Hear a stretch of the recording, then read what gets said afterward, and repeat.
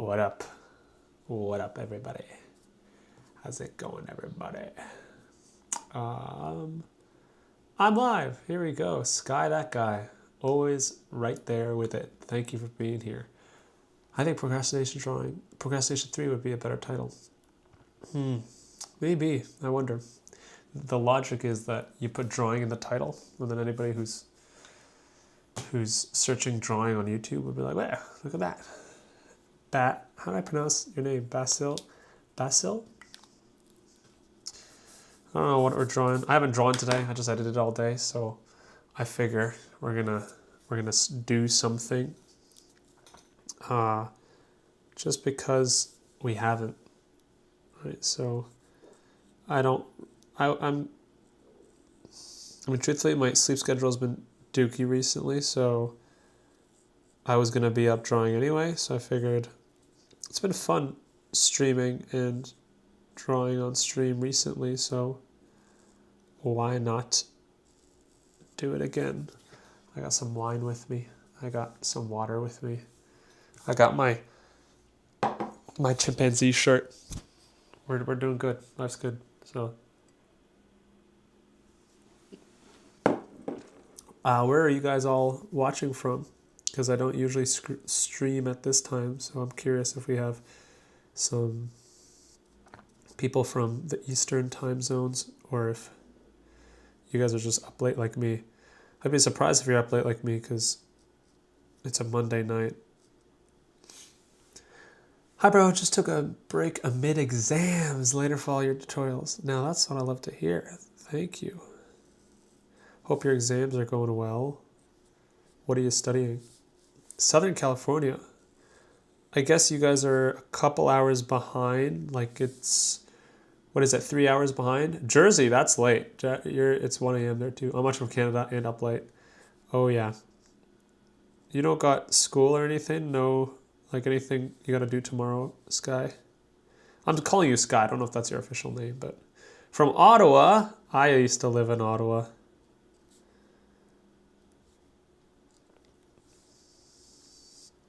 Procrastinating just like me. Awesome.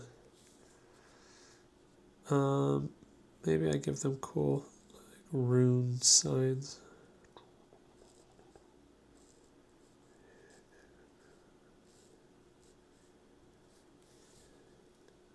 Watching from Vietnam. Cool. Mining, engineering. Washington State. Okay, so West Coast. I just found out recently that like Washington, D.C. is East Coast and Washington State is a different place entirely. I've got in animation school because of your amazing work. Love to hear that. Awesome. Warm Palette Studio clocking in from India. Cool. Yeah, we got a whole palette of different people from different places here. That's really cool. Well, congratulations on getting into animation school. That's amazing. Was it your first time trying to get in?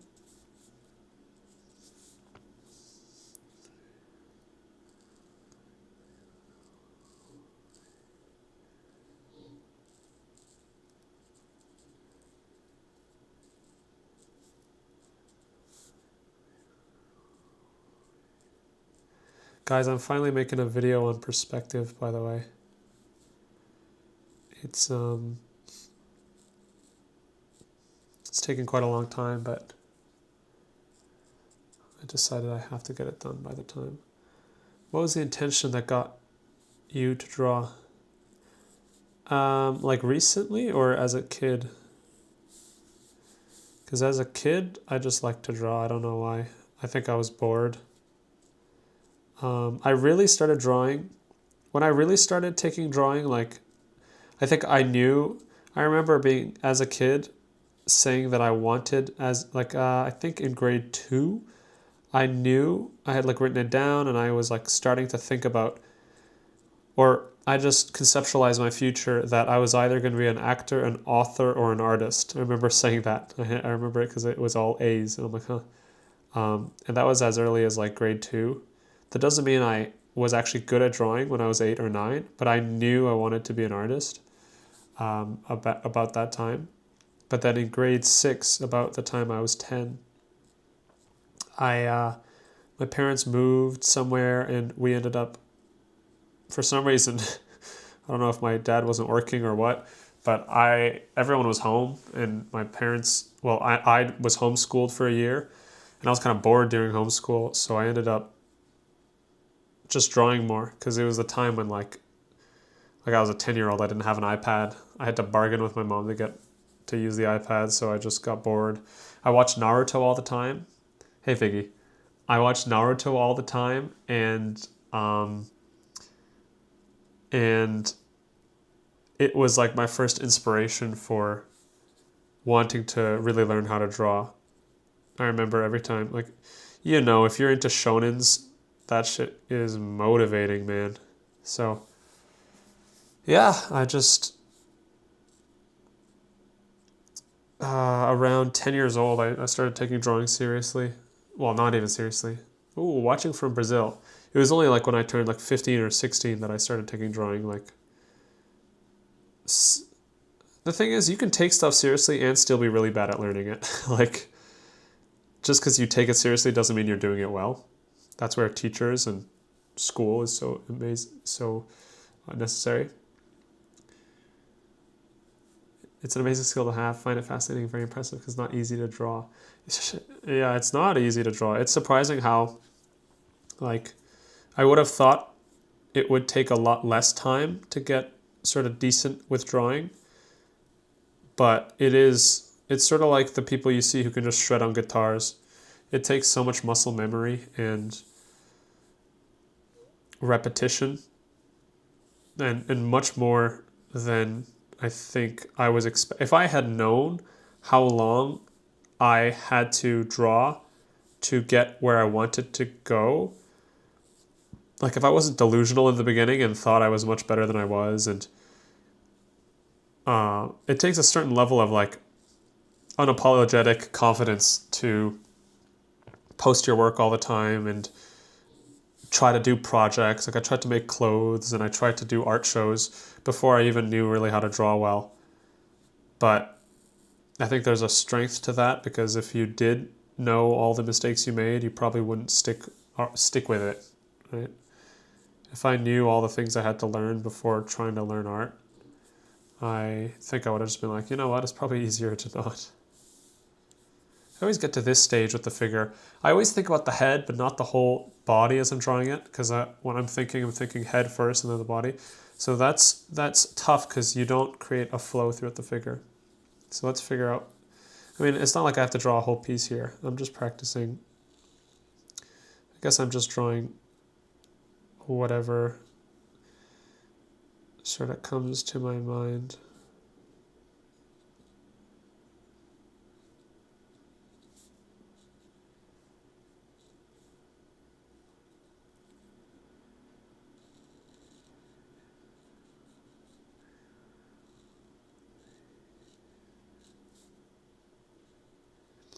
I've recently been trying to practice faces and just trying to get things to feel structural. And it can be tough to see the whole thing. So this is just that practice. The hard thing is trying to keep it simple. I think a brush pen forces you to pick your lines much more. So you're actually working with shape design a lot more when you're using a brush pen than if you were to use, say, a ballpoint pen.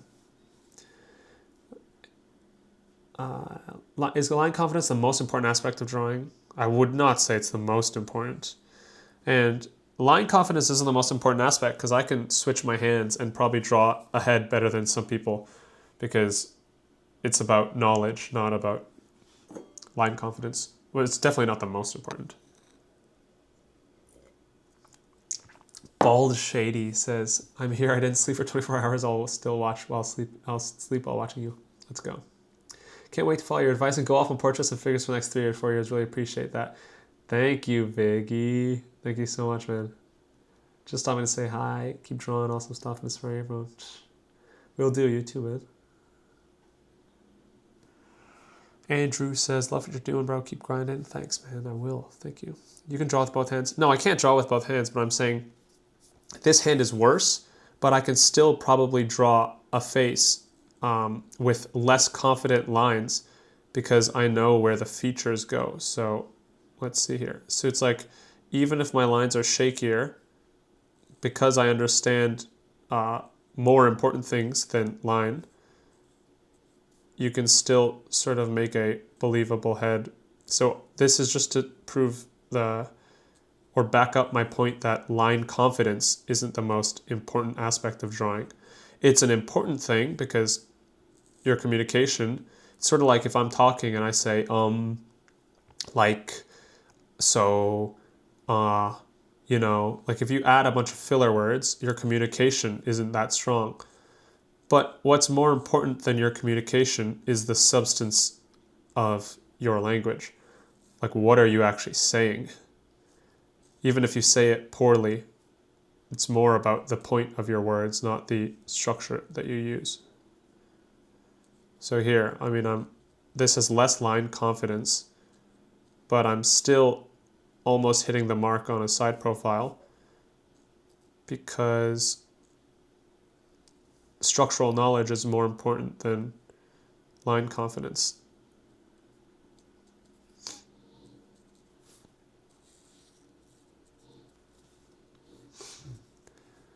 Recently, I felt like I don't know as much as I think about faces. It feels like muscle memory, so when I draw a face and it turns out bad, sometimes I don't know. I sometimes don't know why. I think that just means you're improving. Do you like fountain pens or dip pens at all? I don't know if I've ever seen you use them before. Yeah, I used to use them all the time. Yeah, I use a fountain pen. Where is it? I do enjoy a fountain pen. Fountain pens have some of the nicest bite and grip that you'll find out of any pens. Where is it? I just haven't been using it recently. I use a Lamy Safari, if I can find it. I use a Lamy Safari, very popular pen, and I refill it with carbon platinum ink. Same as Peter Hahn, he put me on. It's a really nice texture. Haven't used the pen in so long that I can't find it right now. But for now, I've just been enjoying using other. I don't know why I use brush pen on stream. I actually usually draw with ballpoint. The thing is, a brush pen forces you to work faster. So I just think maybe just for a stream, it's a nicer medium, and you can actually fill in. On a bigger piece of paper, I'd recommend using a brush pen because it'll help you fill in all the space. Someone says, have you been watching any anime recently? I haven't. Ever since, like, not really. I felt like once I watched a couple shonens, they all sort of became, and there's other things than shonens, but I found the thing I was never an anime fan as much as a shonen fan. And then once you watch many of the major shonen, it's like mostly the same. It's like a certain type of snack. Like potato chips are going to taste like potato chips, even if you try all the different flavors.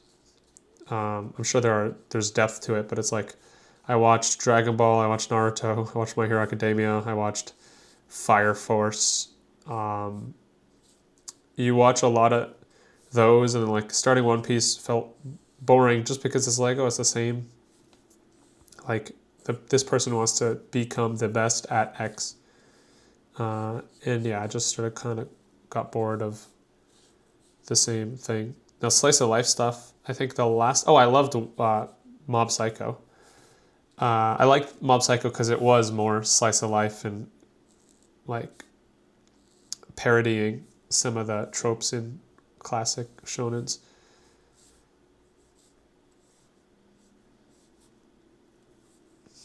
Reading any manga. What is procrastination drawing? It's drawing when I'm supposed to be editing and either going to bed or I just have work to do. I guess the thing is I always have work to do if I'm like every time I make a video, I have another video I have to make. So maybe this is just drawing. But it's also just a funny enough title, I guess.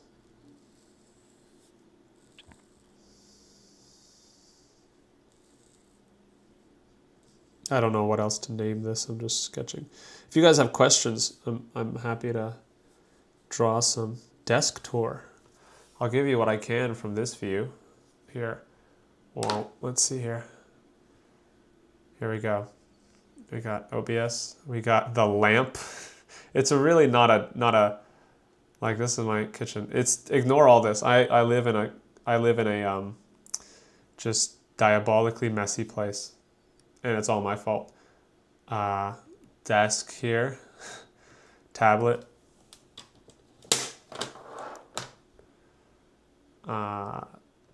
tools, book, wine, computer. Yeah, I mean, that's pretty much the deal. Not too much interesting stuff there. Oh shoot. There we go. How did you get your line conference to be so good? I mean, it's not line. It's sort of like, how did you get so confident at talking to people, or how did you get so confident at handling animals? It's like, you just do it a lot. Like, if you just did it all the time, confidence is more. It's not a thing you can convince yourself of. It's more like, the only things you're confident in is the things that your body or your brain knows it doesn't need to worry about. So mechanically, I'm not necessarily confident with my hand. It's just that I'm doing the same thing I've done for like 3 hours a day for the last 5 years. It's not confidence, it's just like habit. So it doesn't take any. I'm not thinking about confidence or nervousness. I'm just drawing. Right? I mean, that being said, when I get nervous, I can't draw well because my hand gets super shaky.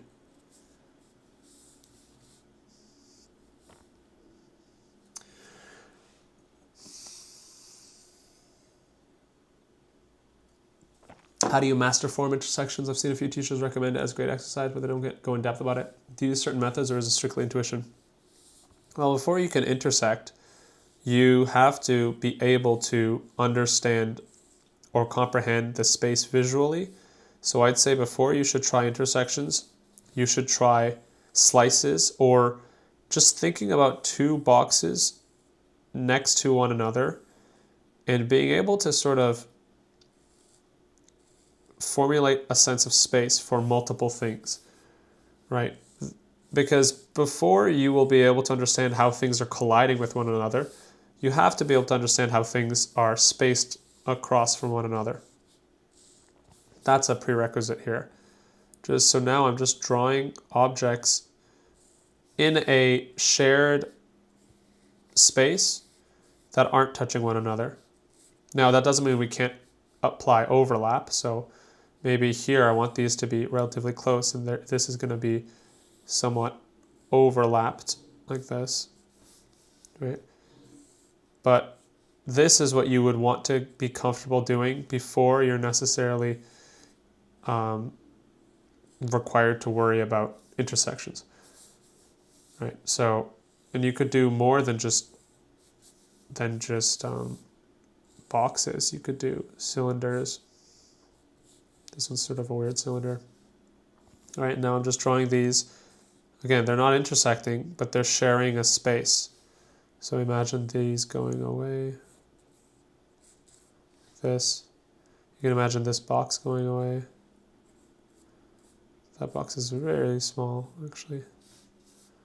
Let's try to bring these into space together and make it feel more like they're scaling. So now we're getting a sense of the space going away. Let's draw a bigger box here. And now this is what we'd call, I guess, intuitive perspective. But intuitive is just another word for tangible skills that you have done enough that you don't actually quantify them. If someone can intuitively tell that something is off, it's not that they just know. It's like there's something that has changed about the regular surrounding that their subconscious knows but hasn't yet vocalized. So intuitive perspective is applying the rules of perspective in a way where you understand the rules so well that you can draw in perspective without needing to first plan out the grid. No way I'm just learning you are left-handed. Why are so many talented artists left-handed? I think many talented artists are right-handed too. It's just that there are many talented artists and 1/10 of them tend to be left-handed. Opinion on drawing with pencils. I think it's cool. I think there's a benefit, which is that when I draw with a pencil, I tend to make better art. When I draw with a pen, I tend to learn more. How many hours per day do you draw? I say I don't know because it changes a lot, but I would guesstimate that in the last 4 years or 5 years, it's been an average of at least 3 hours per day for the last 4 years. Because some days it's like 8 hours.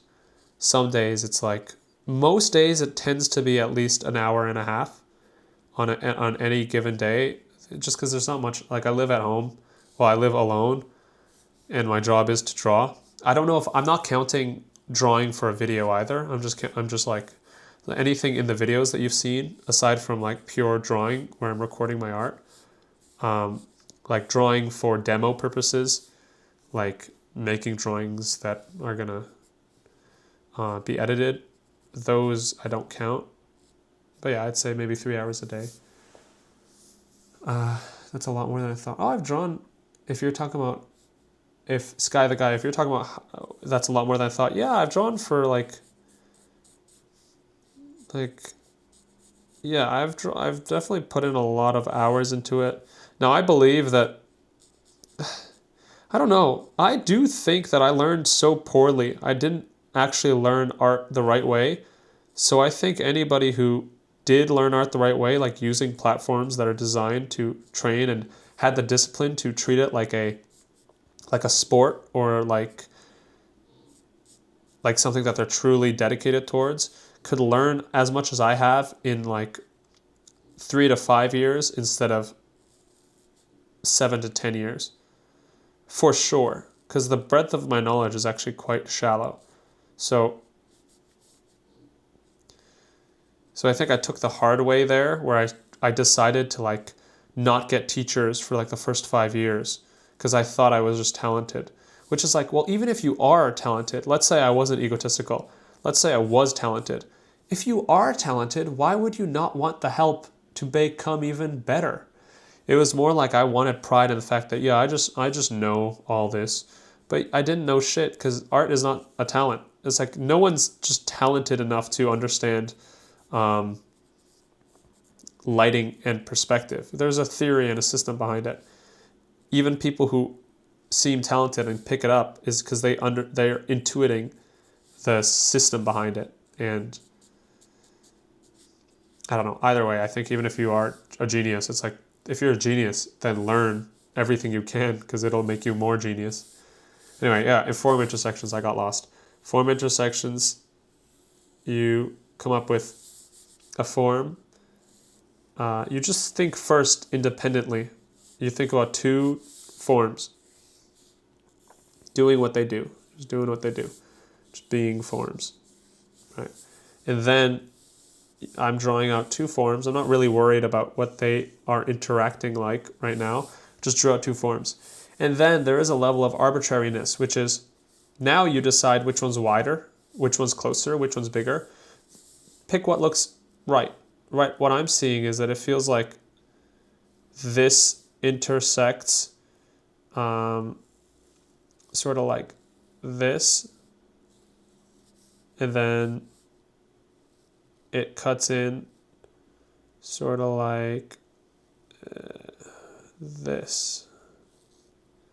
Now, how am I figuring out the angle? How do you know the angle that this plane intersects with the cylinder because it intersects at the angle that the cylinder would be along the face of its intersecting form.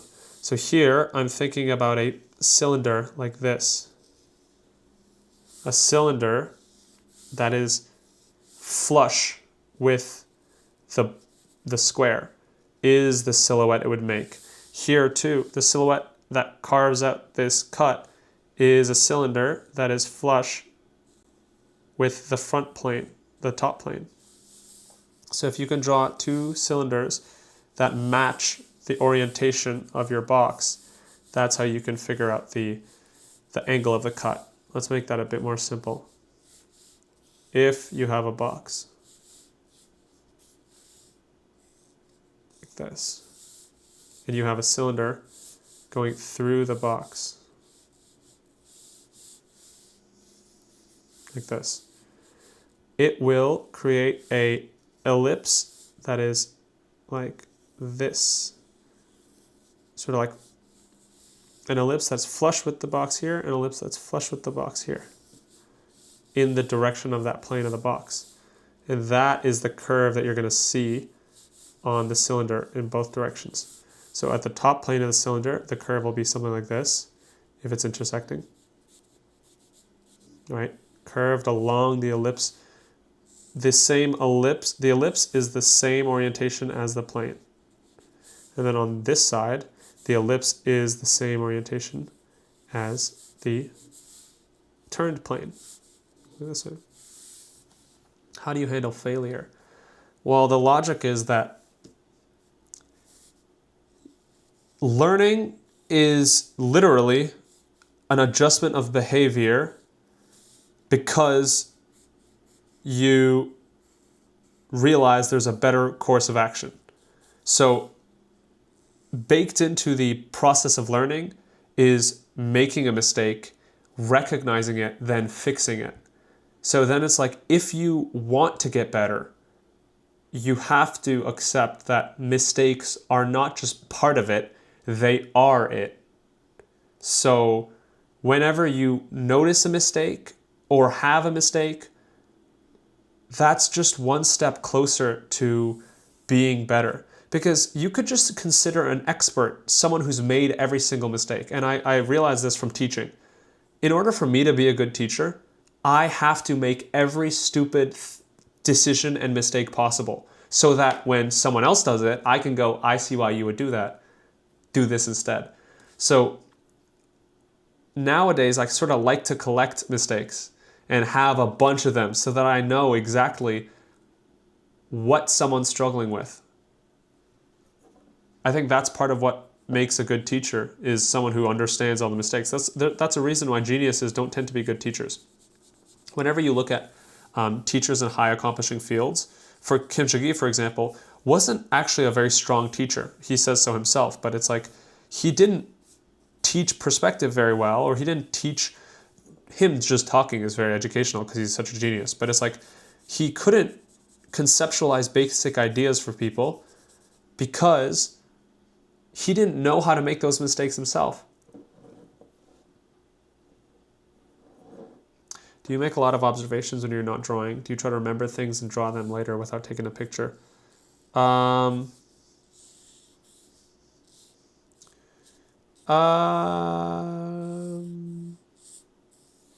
necessarily. I do notice things that, like, I make verbal statements in my head if something strikes me as interesting, where maybe I'll look at the height of a car and for the first time realize that the height of a car is the same as like someone's chin. And then by saying that, the next time I draw a car, I'll be able to know, oh, it's the same level as someone's chin. But I don't necessarily go out of my way to like redraw something from memory. Because the thing with imagination is that it's not about memory drawing. It's about designing believably. Like, I don't need to know how to draw a car. I need to know how to design shapes that look like a car to someone who doesn't know cars that well. Now, experts can convince people who do know cars very well that they're drawing correct cars. I think that makes me look at mistakes and failure in a different way. You have a way with words. Let's go. Do you remember the first time you started seeing objects with the basic shapes? Probably when I watched like Peter Hahn or Artwad's 6 Steps video on Proco.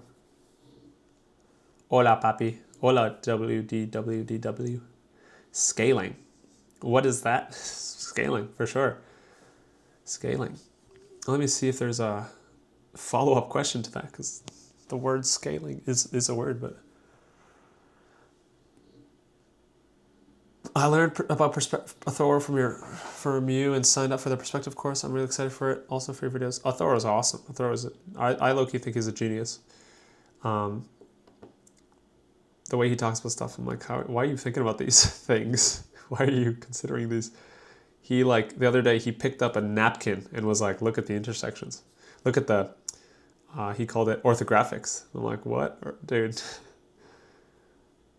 I heard it takes 10,000 hours to master a skill.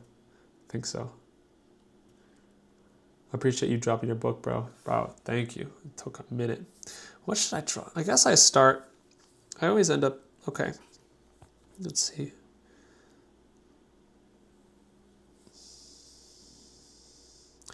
I guess the thing is like, this is an example of drawing something that I remember, but it's not like I'm trying to create or trying to remember what I saw. I'm just trying to apply this idea, which is that cat's ears tend to go back and you have an overlap between the front, the head, and then the second ear at the back. And I just try to remember as I'm drawing things, like when I'm watching Ghibli movies or I see cats in animation, I make notes. I'm like, oh, cats' noses are much smaller than I think. They tend to be very small. So it's like, maybe I'll make this adjustment here. Maybe a cat's nose and mouth area in general is actually quite small. And I remember that cats' eyes tend to actually be quite big. So I think a lot of this is just taking note of, I think it becomes a habit over time. So I do it less consciously now and more like whenever I draw things that I saw. Wow, this is an ugly, ugly cat. Things that I saw start to seep into my head. The question, it's always like, maybe we can fix this by doing some things. And I think, yeah, what if we experimented with making this cat a full silhouette, right? This is something I rarely experiment with, which is just drawing fully, like drawing with ink, right? Who's to say we won't succeed? Let's see. Kunjagi does it so well.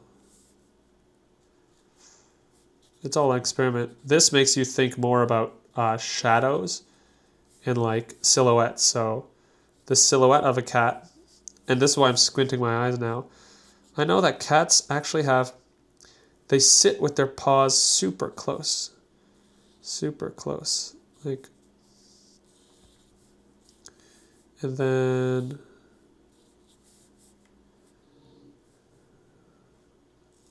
very tucked.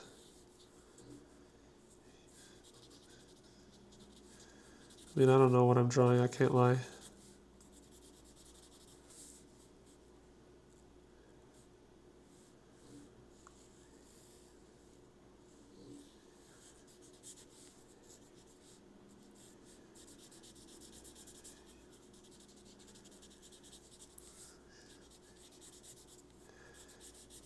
I mean, this is, truth be told, I was just going to sketch on my, like, just watching some TV or something, but I figured, yo, we got to let the people know.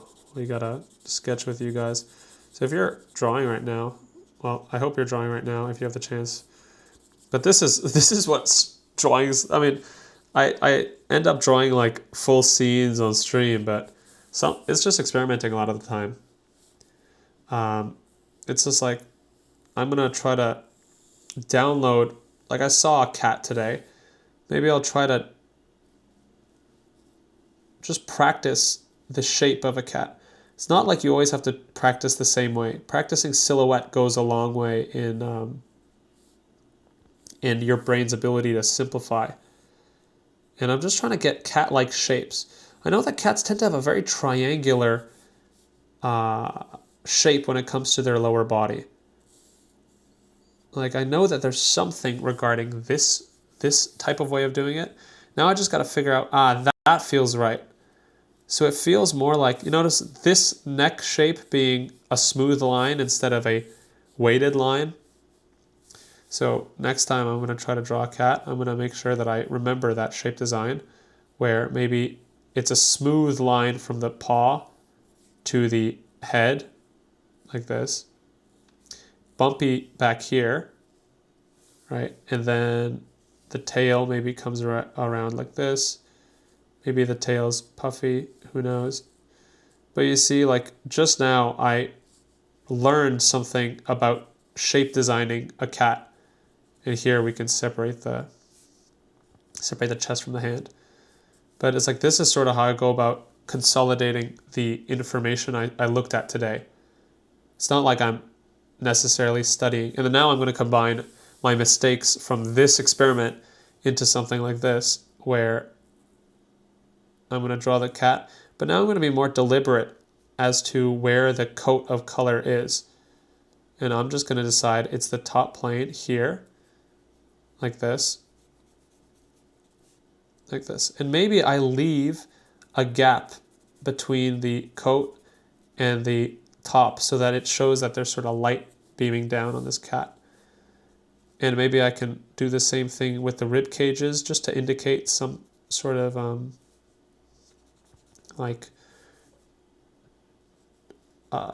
bumps in the form.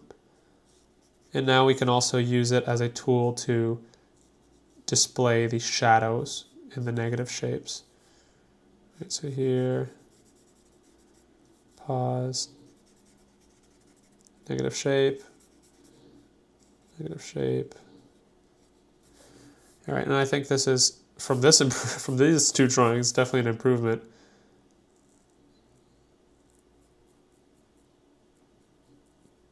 And then the little nose, I mean, it still looks low-key like an alien, but I haven't checked chat in a bit. Do you find studying design helpful in drawing from imagination? Absolutely. Absolutely, you should study design, because drawing from imagination is not just recalling what you see. In fact, design is such a huge part of it, because when you want someone to feel like it's an interesting illustration and believable, what you're doing is not copying what you saw, you're taking elements from reality, manipulating them to an audience, and that itself is innately design. The second you start picking and choosing elements to display is where design happens, right? An image taken from reality is not design, but choosing what to show, choosing what parts of reality to crop out is design. So for sure you should learn design. That's where shape and silhouette are more important than form, right? So if I can't design an interesting silhouette, for example, a boring silhouette looks something like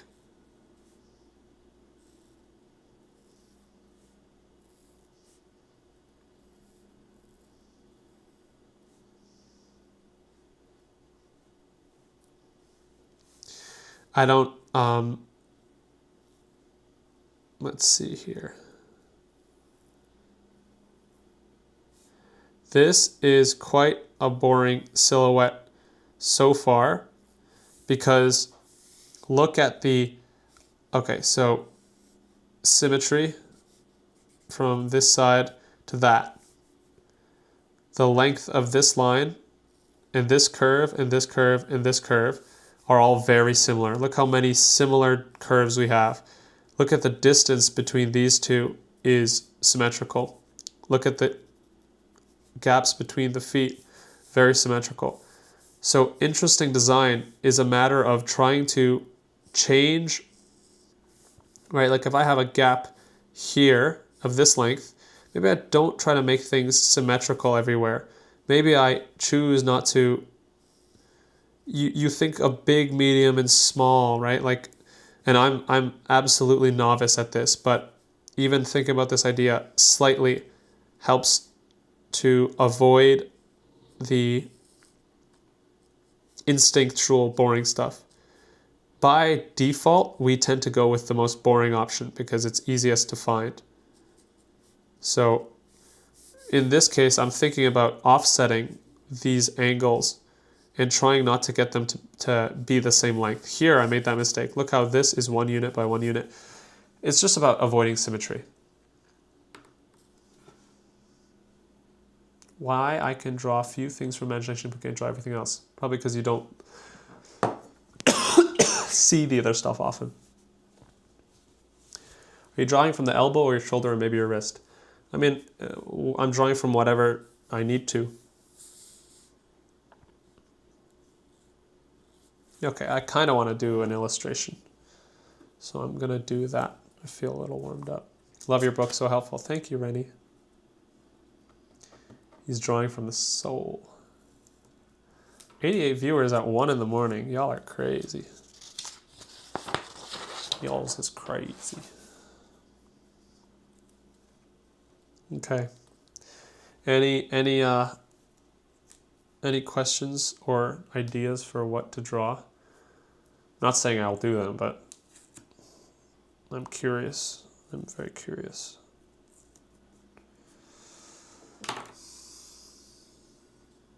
You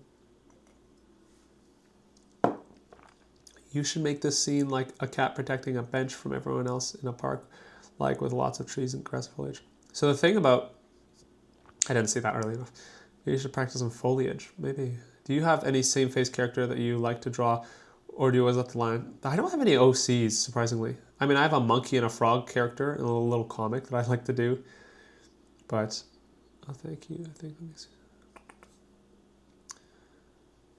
6 p.m., 2:22 for me, a dinosaur, someone's sleepy. The thing is, I asked you guys what you want me to draw. I find the best drawings from imagination usually come from having something in your mind so that you can tie yourself to the scene. Fortunately, today I've just been in my room. I don't think I left the house today. So, I mean, but you can always start. Oh, I wanted to challenge myself last time. I wanted to draw. I remember seeing this drawing of Kim Jong-gi, not drawing from Kim Jong-gi, where he drew a student in a classroom and like an entire classroom. And I want to try this. You mentioned wanting to draw like Kim Jong-gi. Have you tried drawing car engines and stuff, or is that not your thing? I've tried drawing car engines before and drawing cars for a bit last year. It is my thing, but it's like Kim Jong-gi knew how to draw everything, so it's like I can't try to replicate everything he's drawn now. I have to go in a certain order. Draw yourself turning into a zombie. Yeah. Okay, so I'm gonna try to draw an actual scene. I'm trying to think through a space, just because that's gonna be easiest to do. And I think it starts with a teacher. I'll draw a teacher like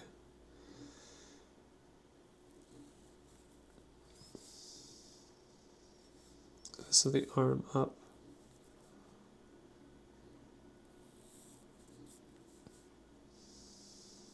This is the sleeve pulling. That's the friction of the sleeve. That's the overlap of the sleeve. I'll zoom in on this for now since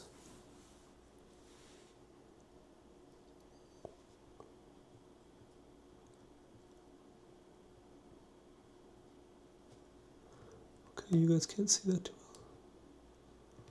well. Okay.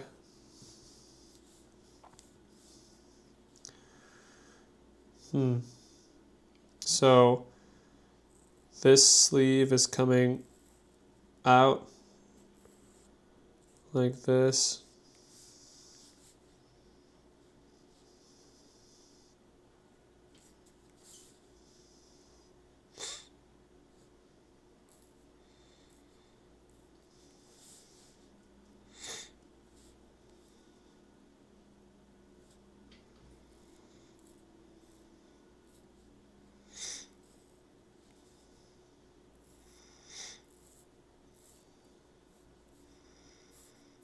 This is the textbook he's holding to teach his children, to teach his kids. Well, I guess his students. So the beginning, the thing is, I find I often get disappointed when I start a drawing with an intention in mind, because it's the hardest to stick the landing when you have an expectation for where you want to land. It's very easy to land in the middle of nowhere and be like, I want it to come here. So it's tough because now I have a target in mind, and every mistake is a step away from the target. So maybe I let this be what it's going to be, you know. And squinting really helps to see the grand silhouette. Like, I'm trying to see the bigger picture and not focus in on a single detail, which it's very easy to do when you're outlining all this stuff, of course. So he's got the book here.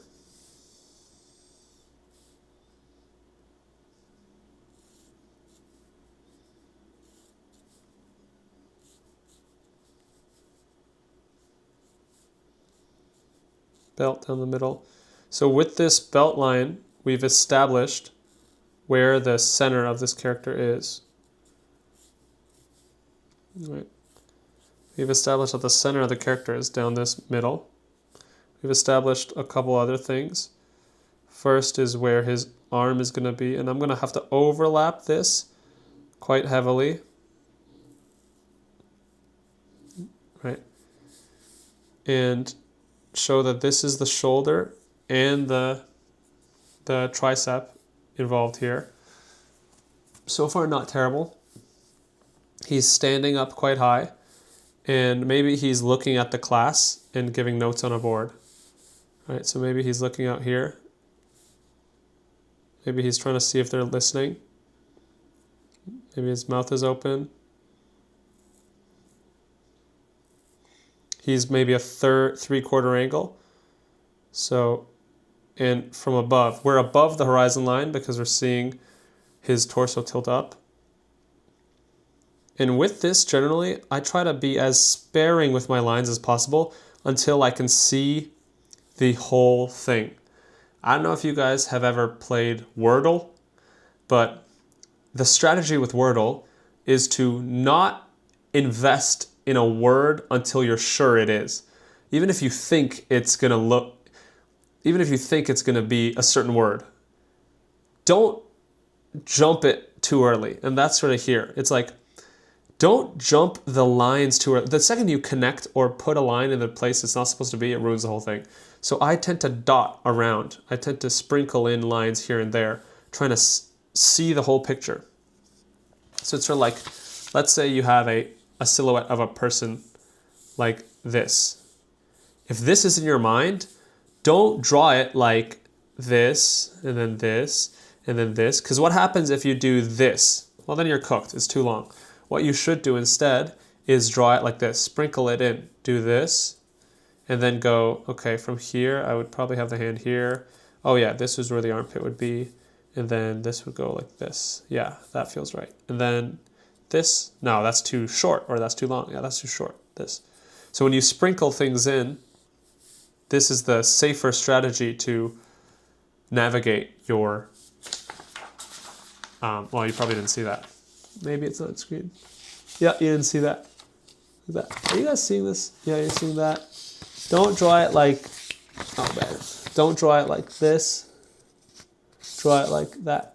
Sprinkle it in, like dot it around. Find the extremities before committing the whole line. Do you do critiques of your subscribers' artworks? I think I will do that next year. That was the idea behind my Discord, but now it's just like a lot of conversations that I have to figure out how to moderate, apparently. Sky knows all about that. Yeah, I'm having some issues. I'm having some tough times trying to recognize that apparently now that I have an audience, I'm responsible for people. and stuff, which is tough because I'm a 22-year-old dude who just draws. I don't know if I'm the best arbiter for like brand representation or stuff like that, but it's been a weird thing recognizing that I'm not allowed to say, you're not always allowed to say what you want or say what you feel, or if you don't say something, you're by not saying something, you're saying something. Like on my Discord, if I don't say something about what someone else is saying on my Discord, then I'm saying it's okay. I don't know, all this stuff. I'm just a dude who likes to draw, but I made a Discord and now I have to deal with like monitoring people. Yeah. So it ends up having, it's like 1,500 people in the Discord, and I thought I could just have a group chat. Turns out I have to get moderators, but I don't know how to do that, so that is a problem for next year. But if you do join my Discord server, just beware. There are some less than kind people that they will get kicked, but you might have to discover them for me. Anyway, yeah, that spiel, sorry, I might have TMI'd you guys. That was a spiel to say that the idea was to make a Discord where I could start doing challenges and like critique servers. And I think I do want some sort of like membership eventually where you can get like a monthly like review with me or something if that's what people want. I don't know. This could be done on YouTube too, but YouTube just takes so much of a cut from stuff. Do you know that if you donate any money on the chat or anything, YouTube takes more than half of it? I'm pretty sure. Or they take like 40%. It's a silly amount. It's like a crazy amount for a donation. Thor and I became friends because I took his mentorship. I followed him for a while and I'm like, yo, that guy can draw. So when I saw his mentorship open up, I bought it. And turns out he lives where I live. So I'm like, oh, that's crazy. So we just hung out and now we're friends.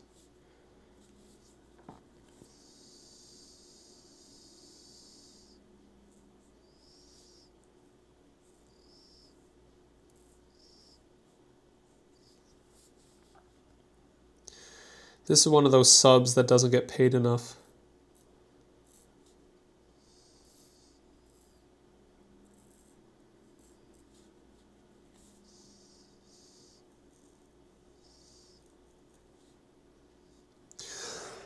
I don't know why I'm coughing, but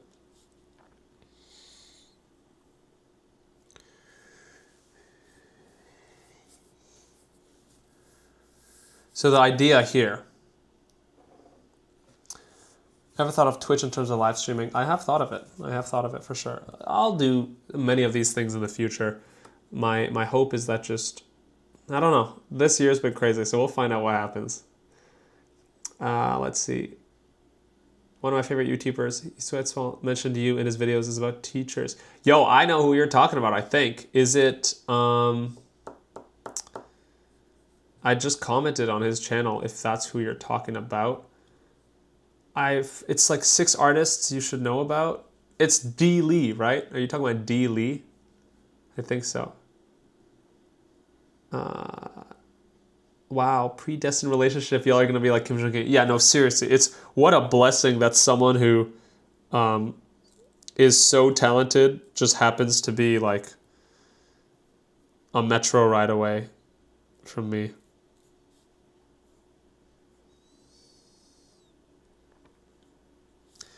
Seriously, it is a privilege. I do not like leaving art school. That was one of my concerns. Like, what if the art like being alone all the time? What if I'm not motivated to draw as much? Or what if I just don't have the standard of competition that you'd find at art school? This dude can draw circles around people. You look tired, my guy. You good? Bro, I can't lie. I've had 5 hot dogs in the last 2 days for food. I'm telling you, I'm a 22-year-old, bro. I don't know how to take care of myself. I'm just a dude. So I hope I'm good. I'm a little sick, and I don't think the hot dog diet is helping. Okay, so here we've established that because the belt line is turning down, the height of the horizon is right here. right? I want us to get familiar with that. If an ellipse is tilting downward and the plane is perpendicular to the floor, and we're seeing the top of the ellipse, which we are, the horizon line is on this level or near it. If the horizon line's here, the question is, what else is the same height of a belt? And then we can just sort of like, if I stand up, look, my belt here, the table here, therefore, all the tables we're going to draw are going to be around here. We're going to be around this height. So that's how we can start placing into our scene tables. So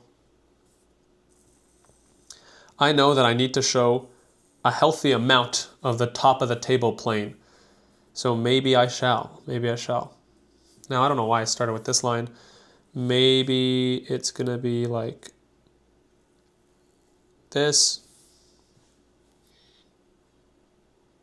That's actually quite high.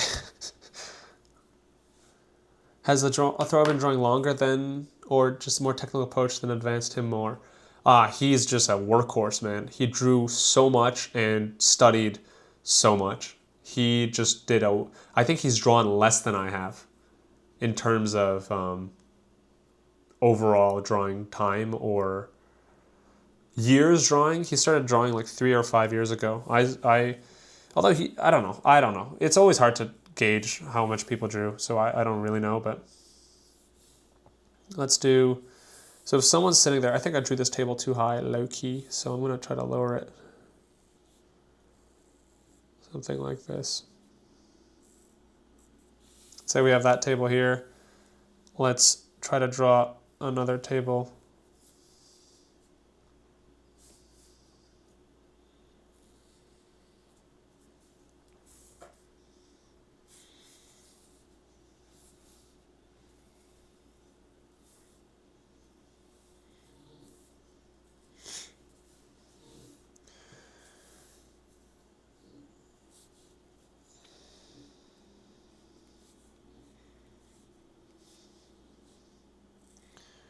There's a water bottle on this table.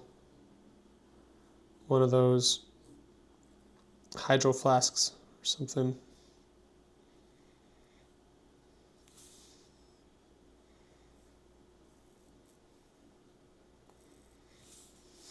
Now the thing is, even if you mess up, you didn't mess up because maybe where my leg touches the table doesn't mean that this character isn't taller or shorter than me. So as long as it looks like as a rough estimate correct, that's all you need. And just because he's turning this way doesn't mean that the board isn't tilting like away. So he could be tilted away. So let's figure this out. Your teaching skills are exceptional. Thanks, man. Yeah, I thought it was crazy.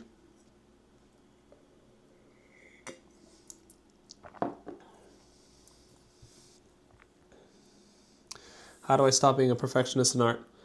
To me, it's really, I don't know about perfectionism because I find that, and I know I'm trying to call you out here, but if I'm being absolutely honest, I think perfectionism is just another word for ego. Because perfectionism, the point of perfectionism is not to impress anybody but yourself. You're a perfectionist because you don't like seeing your mistakes. That is just ego, right? Like, it's the same thing. Like, I really didn't like watching myself on camera because it's cringy.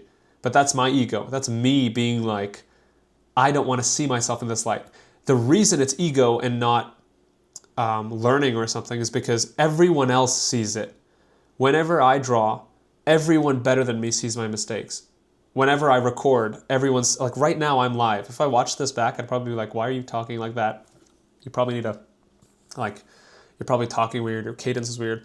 But being a perfectionist is just like you haven't accepted the reality of art and learning, which is that 99.9% of all progress is mistakes. And then you improve like 0.1% of the time.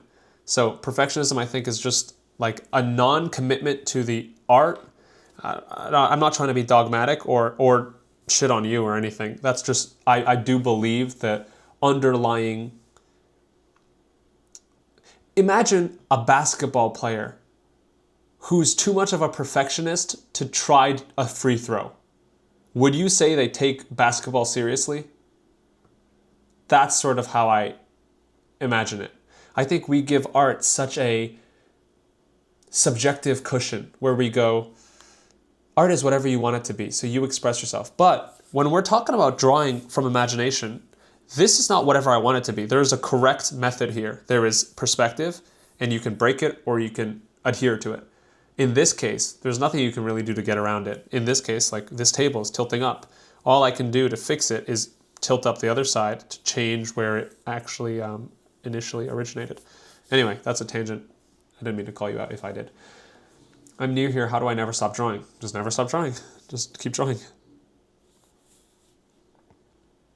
You end up doing what you want to do. Like, if you derive enjoyment from it, you'll do it. If you don't, you won't do it. It's really all there is to it. It's a good thing that you want to make yourself draw, but if you find yourself not drawing, it's probably something's getting in your way. Whether that's distraction, whether that's comparison. If you're a perfectionist, it's usually a sign that you value the end point more than you value the journey. Because, like, you're not a perfectionist when it comes to many things you enjoy. You're not a perfectionist when it comes to, like, relaxing. Or maybe you are, I don't know. But yeah, I think I'm rambling. Let me gather my thoughts. The second I decided that art was going to be my future and my career, and this was before it was my career, I decided I'm going to do art, no matter how long it takes, whether or not I get into school, whether or not I fail, I'm going to do art. The second you accept that is the second you adopt a professional mindset, I think, where you go, I'm embracing mistakes because if we're being honest, the only way you get better at something is embracing the mistakes. So now, every time I notice a mistake, I find myself getting one step closer. Think about this. We call a genius someone who has made every mistake possible, right? So genius equals, let's say, 10,000 mistakes. So now, instead of disliking mistakes, think about this. Every day you spot one mistake in your work is every day you get closer to that 10,000 mistake mark. By the time you have made 10,000 mistakes as an artist, you've probably learned 5,000 lessons, right? So look for mistakes because those are the most obvious paths to growth. And that's why I draw from imagination. If you really want to see if you can draw, do it with nothing. That way you really understand. There's no bullshitting whether or not you understand the work. So, and then I know this sounds sort of like, I don't want it to come across dude bro like, or like, bro, just grind, just make it hard, discipline. It's more like if you want to do it, do it. If you don't want to do it, don't. There's no pressure you should put on yourself to be an artist if you don't want to be an artist. It's already hard enough when you love it. If you don't love it, don't make it your job. I hate drawing for other people. Like, I cannot do commissions for the life of me. I've burned bridges over relationships by promising commissions that I could not get my entire soul could not do it. And it's just like, it's just not for me. I like a very particular style of art, and it's more so for myself. So I would say, I don't know what I'm saying. Bro, I just got on a yap sesh. Sorry. I just ranted. It is kind of a, like, I wonder if it was normal for humans to stream.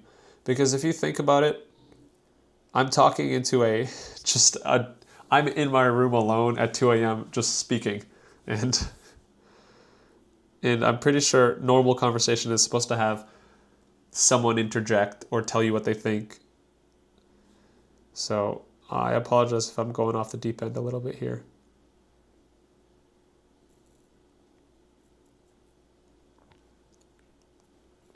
I want more guests on the stream. I'll talk about that. Is this capturing the stream properly? Yeah, it's capturing it pretty well. I do want more guests. Who are some guys, who would you guys want to feature on the stream?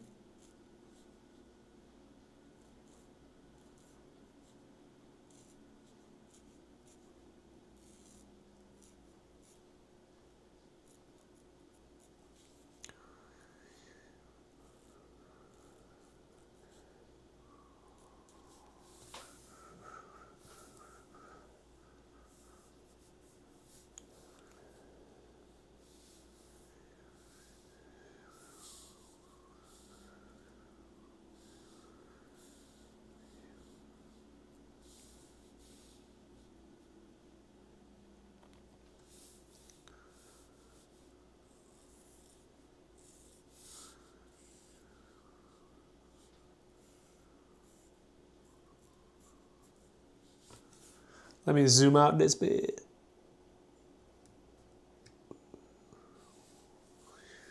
A fellow artist friend. I mean, Peter Hahn, Rembert Montalb. Yo, I'm talking about like people that would actually go on a stream with me. I don't know if I'm, I don't know if I got that clout yet.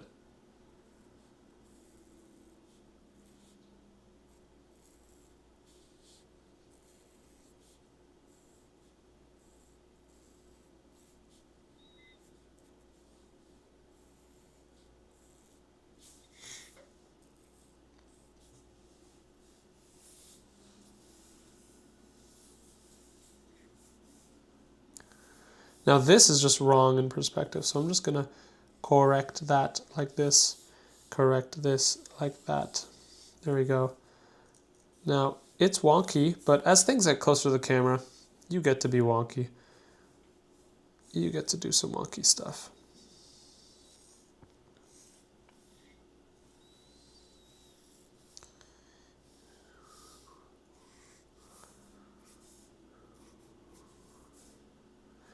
You also just get to experiment, man.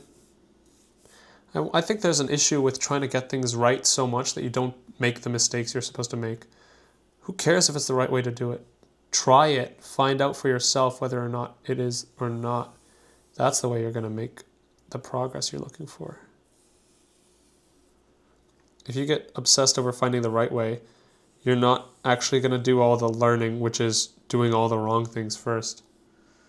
You won't appreciate the right way until you've done it the wrong way. You know what I mean? That's the issue. Some students I know are so good, but they don't know that they're so good because it was easier for them. And it's like they don't appreciate it as much. Sort of like knowing you're in the good times of your life before you lose them. You didn't appreciate that because you didn't know it would get worse. Boyan Kazalov would be crazy. Bro, if I could, I would. If I could, I would.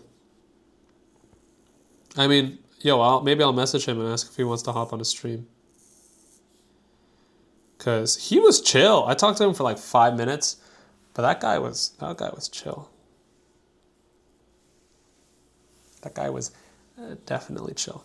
All right, let's get this in here. So let's say it's a so from this pose, where would the hand be? Well, I think you'd see the bottom of this hand. You'd see the knuckles, sort of like this. Now I guess this guy's pointing. He's like, dude, it's on the board. Listen up, Malcolm. You know, he's like, brother, I've already talked about it. Now this table is really just this dude. Artwad. Yo, guys, these are actually like professionals. Oh, maybe, I don't know. Artwad. I mean, Antonio would be dope, but I don't know if they're trying to join a live stream just for shits and giggles, you know? I'll definitely get a Thoro on here. Y'all can pick his brain. He will teach some things for sure.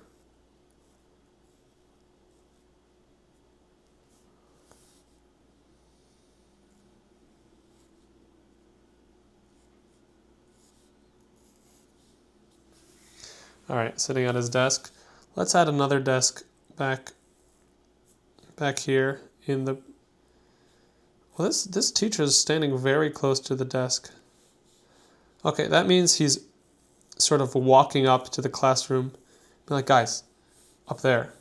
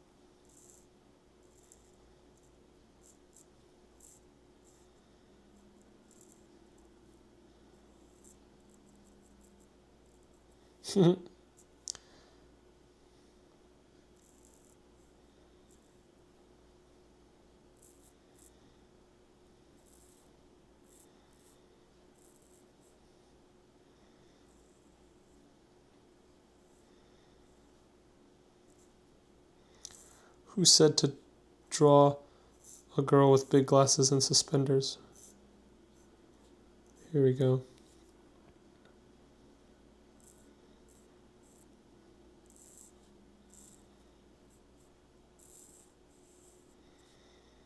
Here we go. We got it. Delivered 40 minutes later.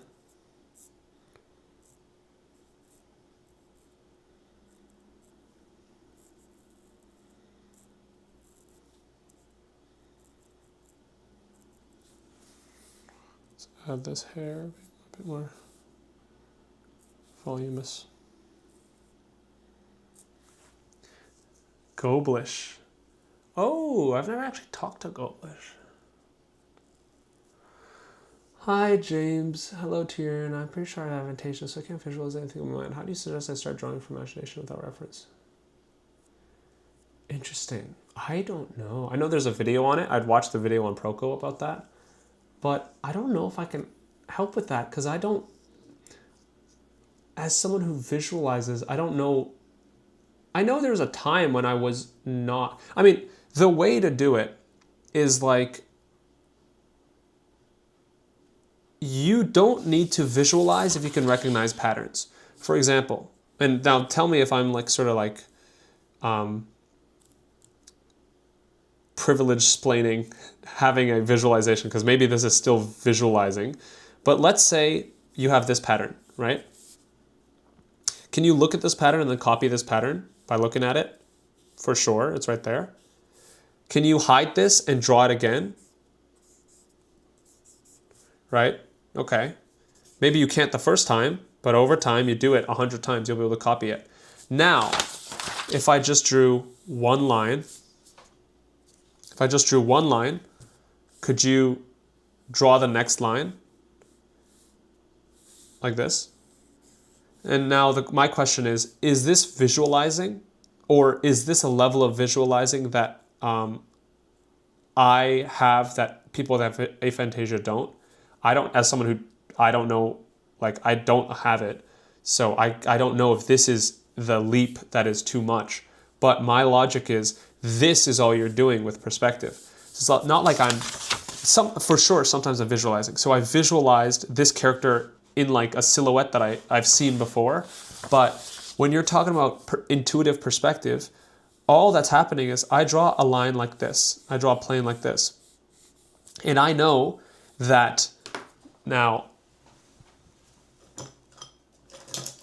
I'll show you what I'm visualizing so that you can gauge whether or not this is possible for someone with aphantasia. Sorry for this loud noise.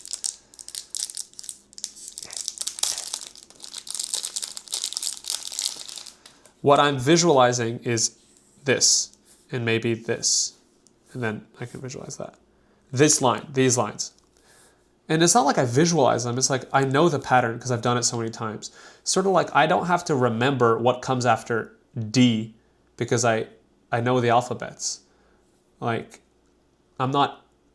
it's subconscious at this point where it's like as a cube or a plane goes this way, out, it will just continue to be like this and then continue to be like that. And am I visualizing? I would say that it's more pattern recognition and habitualizing a image, right? Because I don't know why this is different. Why is this different than remembering a sequence of words? Because, but I don't know. I'm not sure. I don't know. I don't know enough about aphantasia, and as someone who doesn't have it, I can't say it's supposed to be this straightforward. Maybe this is the benefit of having visualization be easier for me. I don't know. But that's my best attempt at trying to explain how to supersede it. But Rembert knows you. In the last stream in Proco, he said hi to you. Oh, Athul, you've been doing your research. You've been in it. Yeah, Rembert does like know me, but not to the degree where I think, I mean, he's a busy dude, man. So not to the degree where we just hang out, I doubt.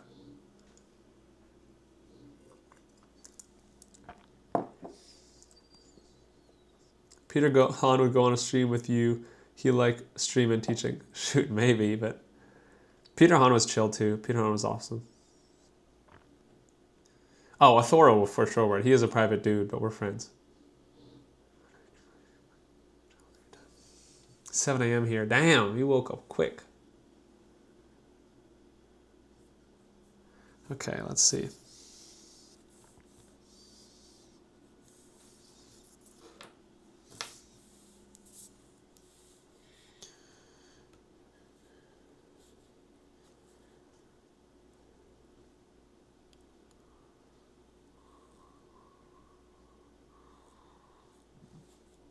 When in doubt, dragging it out.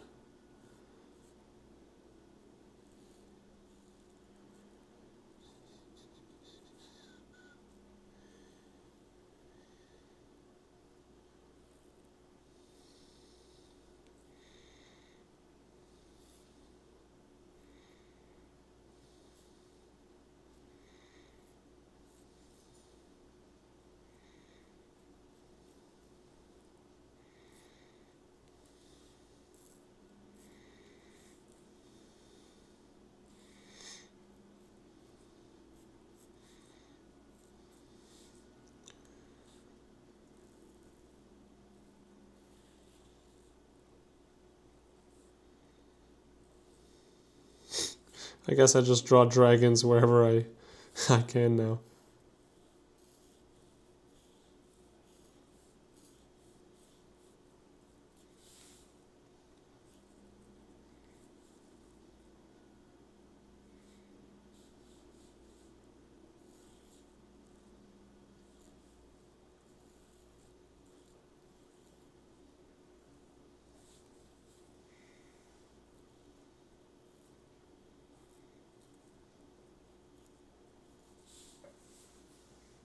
Although it's not really in perspective until you make it in perspective, so I have to force it into perspective somewhat here.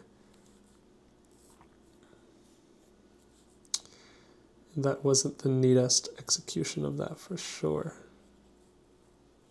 Oh, that's a weird beard to give him. Okay, let's see here. Okay, so we do have an issue, which is that our perspective is kind of dookie. I think we can recover it by showing the bottom plane, right? There you go. Let's show some form folds.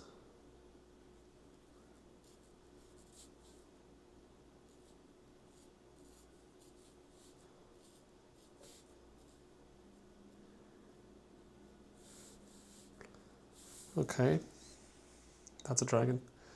It's a pentel brush pen. Pentel brush pen.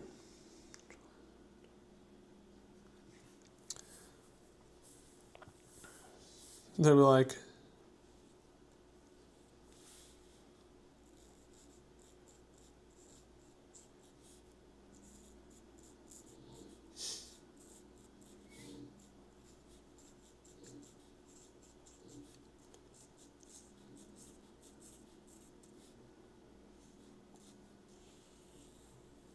he's making it a learning opportunity.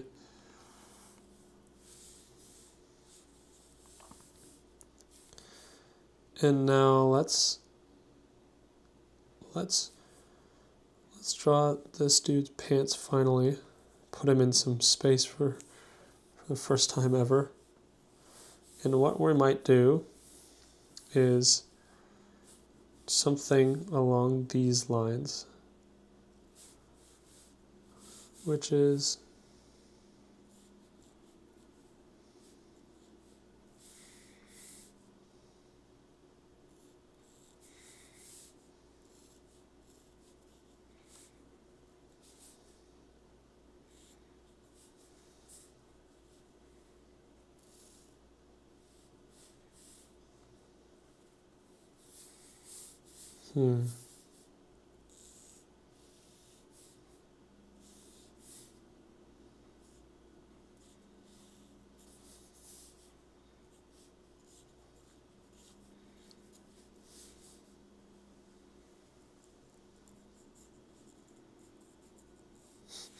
so I'm trying to draw. I guess we'll see, huh? We'll see what I'm trying to draw. But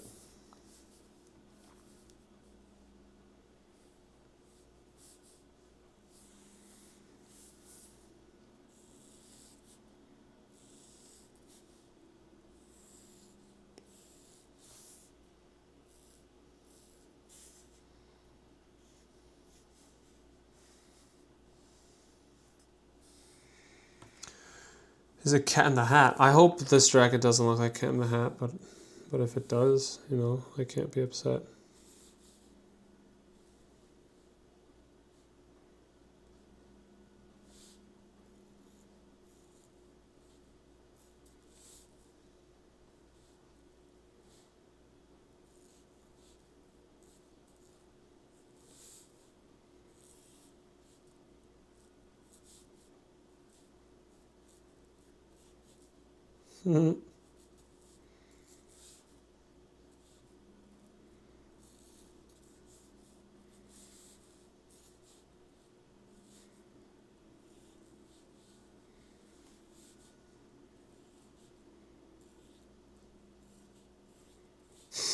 This dragon's just chilling, bro. Okay, so I am visualizing right now, so I see, like, I have an idea for where things are gonna go, or how the silhouette should look in this case. And just for context, I know I zoned out for a whole last minute just thinking. For context, now I'm thinking about this drawing from Peter Hahn's Godzilla from his Proco sketchbook tour, and I'm remembering some of that shape language, and I'm applying some of that here, which, yeah, I can sort of, it's sort of like when you remember a dream, you don't actually remember things in detail, like you can't think about what the face of the dream looked like, but you know generally, like you get a vibe. So I do kind of see that right now, which is helping me. But I think you get that if you've drawn for like a long, long time. I just think that's part of like, sort of like, if you have aphantasia, you can still visualize at a high level of sports. If you're a tennis player with aphantasia, I'm pretty sure you can still predict some moves that they're going to do.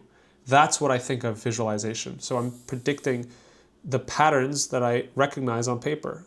I don't think it's necessarily it's not like a photo memory type of thing. It's like repetition. So much repetition makes it easier to spot patterns. Drawing has a logic. All of it is following the logic of vision. So if you know the logic of vision like the back of your hand, you could do what Kim Jong-gi did. Kim Jong-gi isn't someone who was diagnosed with like some sort of like special genius, although I still think, I don't know, he's something. he's something.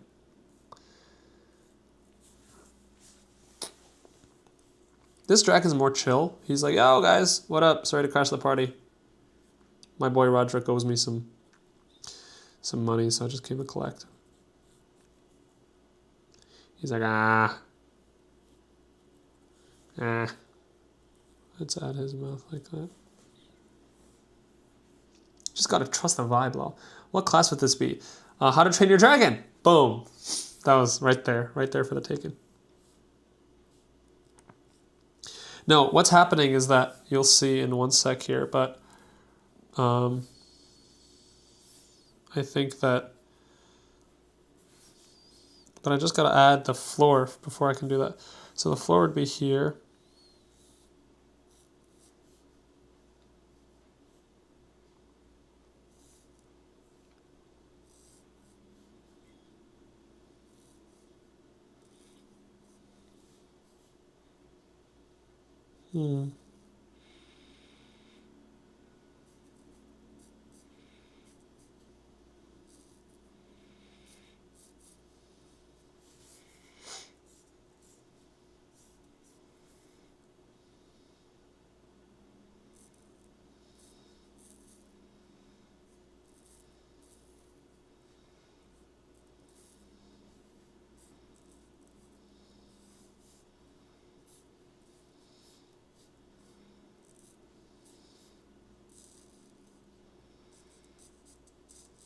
Hmm. So the idea is that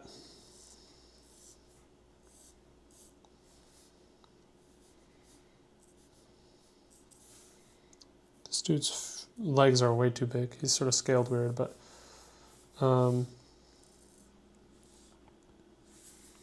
so this is what I'm trying to accomplish, is that the dragon broke through the wall and is sort of just like, oh, lol, sorry, my boy. Churning butter? Nah, I didn't know that was a thing that could be churned. Rolled up khaki shorts with hairy legs. But I was going through like the Florida Everglades. Do we just draw or follow along as well? Shit, you do what you want to. That's how long people's legs are in America, huh? Is that short? I don't know. Let's add some dynamism here. Above the horizon line, let's have this character like really shocked. Now this is gonna be tough. No, I'm gonna finish this dragon first.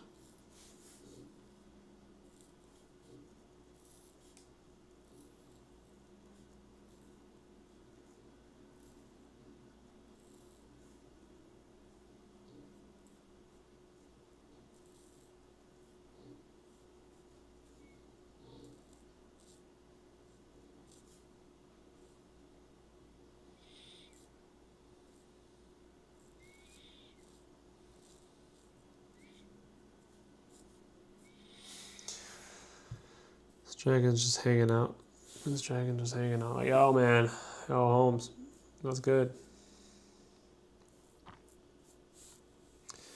And I mean, we'll give him some wings that really do nothing. They're just for show.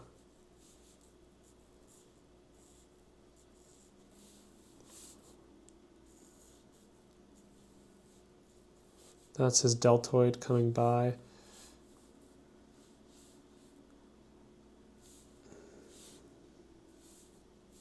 He's gonna be like, bam.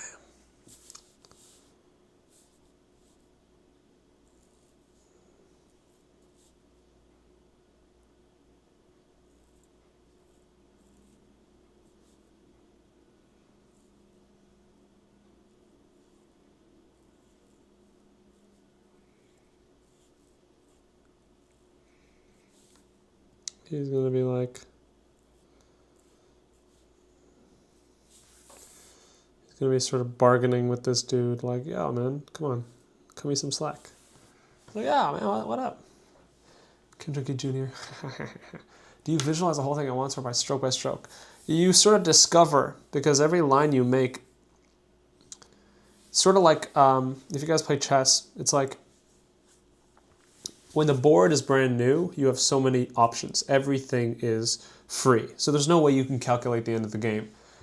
But every move you make leads you closer to the conclusion by taking you further away from randomness, right? So now that this hand is here, it's sort of like this. It's like, let's use some logic. If my face is this way and my hand is here, where does my arm and body have to be? Well, it can't be here, that's for sure, right? There are only a number of places that the body can go to naturally accommodate this pose. And now I'm seeing a couple options. I'm seeing there's a relaxed version like this.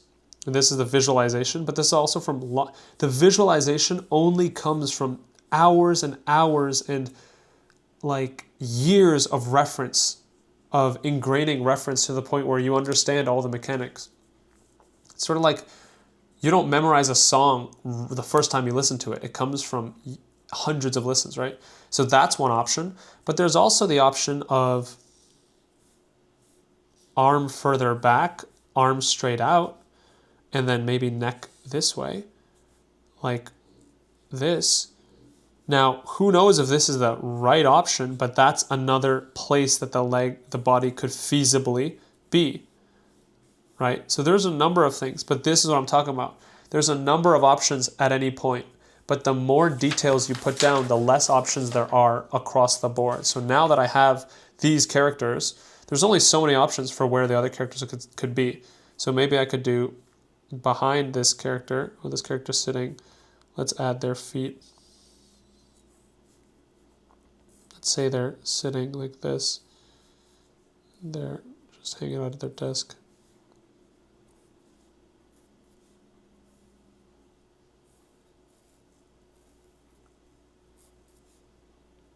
This. Behind them, we'd have more tables. I guess this table I messed up, but it's like, yeah, you mess up. Try to maintain the logic for the rest of the thing is, the mess up isn't as evident when you fill the rest of the drawing up. So don't let it stop you. It's all for learning at the end of the day. The bigger win is the fact that I recognize that I messed up. So they're going to have scattered papers down here. What I do like is the foreshortening and the depth I'm getting with this table. Like, it does feel like it's coming towards the camera. Let's give some... Right, we got a pencil. Here we got maybe chewed up eraser.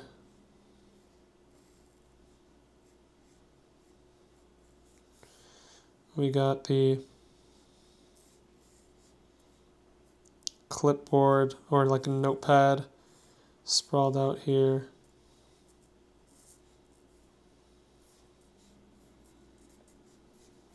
This.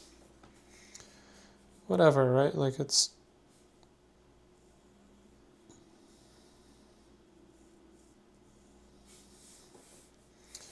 Right, there's a desk up here.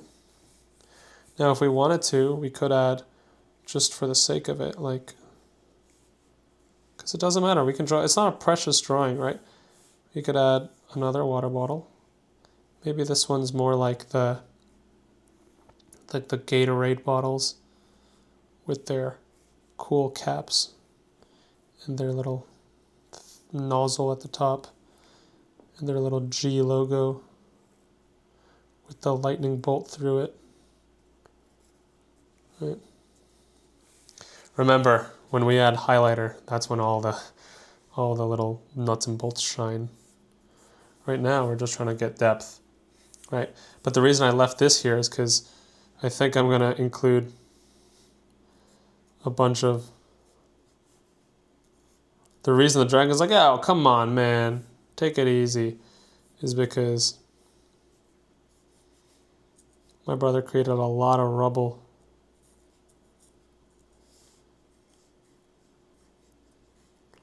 Because he sort of broke down the...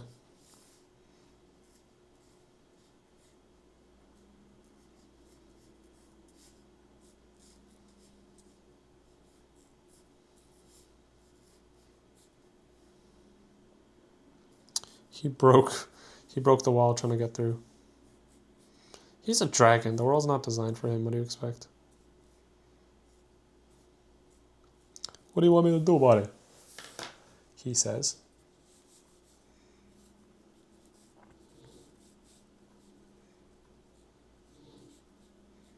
Now, did I design these shapes well? Not really. Todd is mewing. He's like, what's up? What's up, dragon? I've been waiting for you. Why is Todd kind of locked in? Dudes. Todd's scheming, okay? This was on Todd's vision board for 2025. She wasn't taking it from such a tough perspective.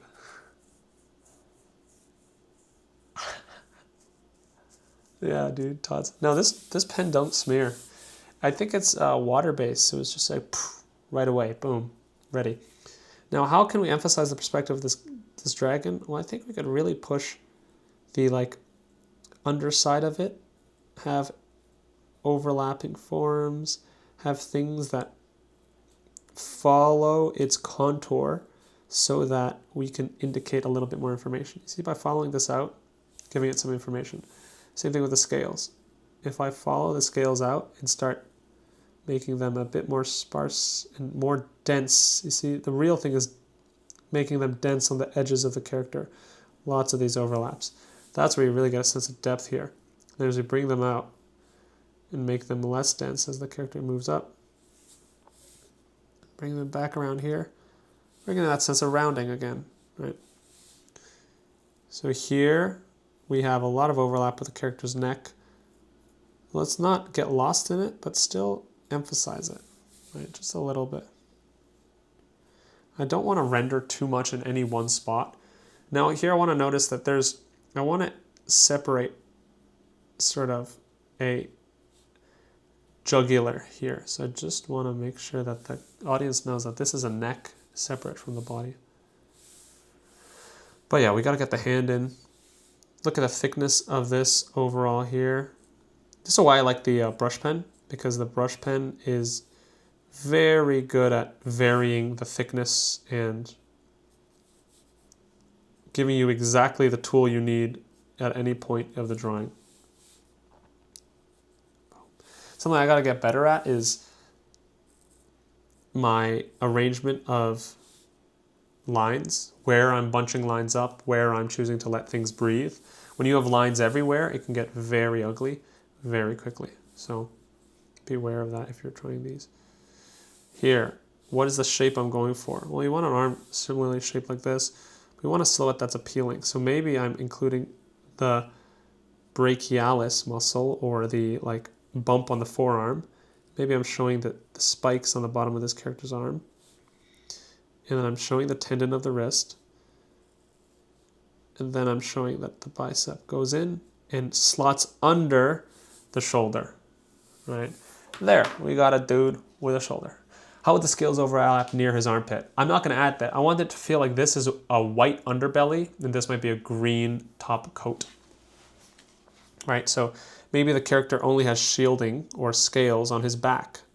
So his underbelly is going to be a lighter color, more fleshy. And we're going to keep the scales just on his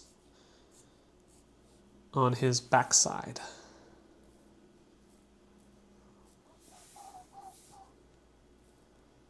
Todd is locked in. Todd is mogging. Is that how I use it? He's eating and leaving no crumbs. He is mogging. He is what other slang is there? I get the vision now. You get it, right? You get it. Now it'll really help when I get my stuff figured out. The good news is destruction is like you don't have to get it right the first time around because it's just gonna look bad either way. Not bad, but like destruction can look destructive. So what I do want to add is but I want to bring this up. I shouldn't have done that. Because now it's gotta be, now I gotta explain why, and I think I might know how to do that.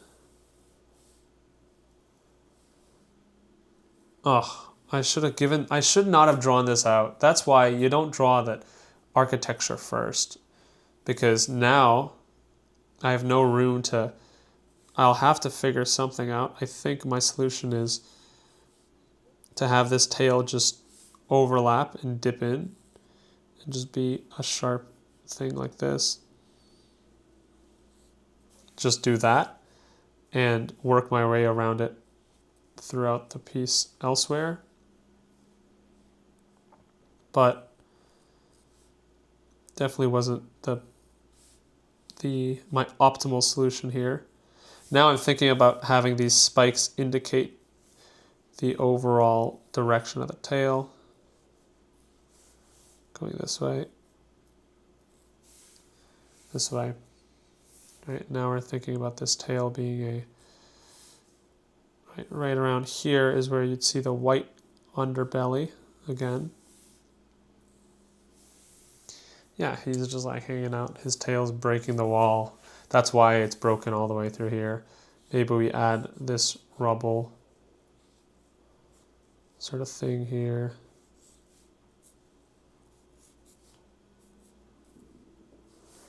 I guess there would be rhubarb. That's a big indication of underlying scaffolding, is there's rhubarb sticking out.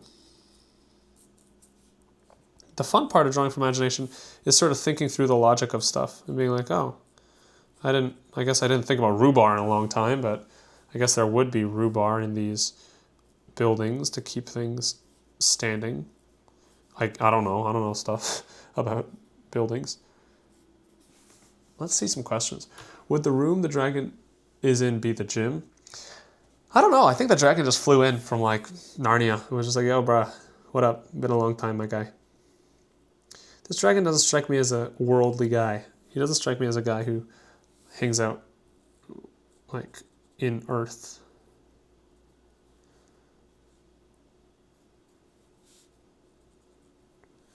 Bro is just a guy. He's like, what is that animal? He's just using this as a teaching opportunity. Or like Todd always pranks the class. He's like, Todd, who's in a costume? Why are they doing this? Maybe the professor doesn't understand the grave danger he's in. This dude's like, yo, I'm here to mug you guys. I want everything. Give it to me. We don't know. This dragon's huge though, so he's just standing, like, hanging out. Maybe he broke the door down. His tail has to wrap off the screen, I think. But I think we could have the character sort of lean forward, sort of leaning on a hip. No, he doesn't have to be off the screen. Yeah, he could just be... This dragon gonna be low-key, like, deezed. Dragon belly button? I didn't think I'd be doing, like, dragon NSFW or something, but I don't know how he's gonna wear clothes. We have a predicament. I think his name should be Marcus. Marcus with a K, I like that. I like that indeed. So now we have, I think, the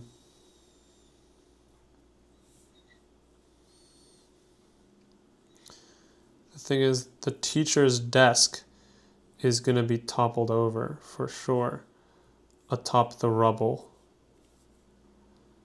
Like, let's make the teacher's desk round. You know those teachers always think they're like, they deserve like better tables than the students. So let's add the coffee cup back there spilled over. And this teacher's stuff is just in shambles. There's papers flying. I mean, there's papers amongst all the rubble. Test sheets, grades, all slipping off. Books splayed out.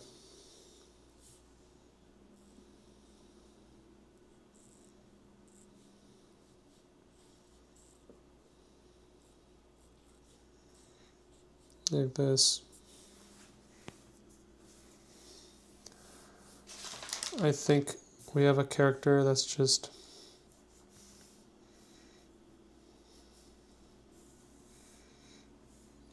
so where can we have another desk? I mean, we'd have another desk back here for sure. Like this, I guess.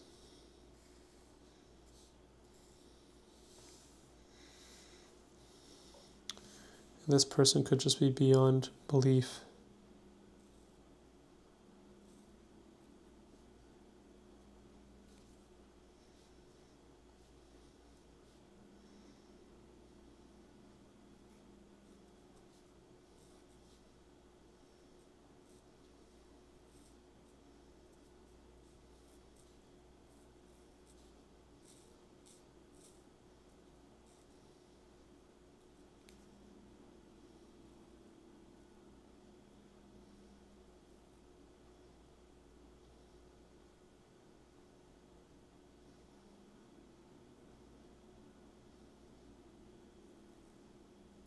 This dude's like, what?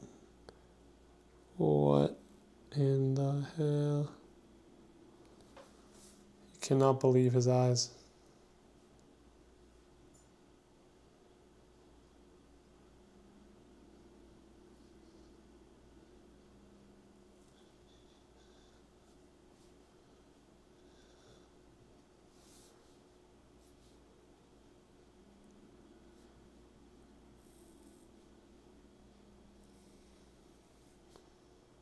He's hitting that that pose. I should make his expression more like more severe.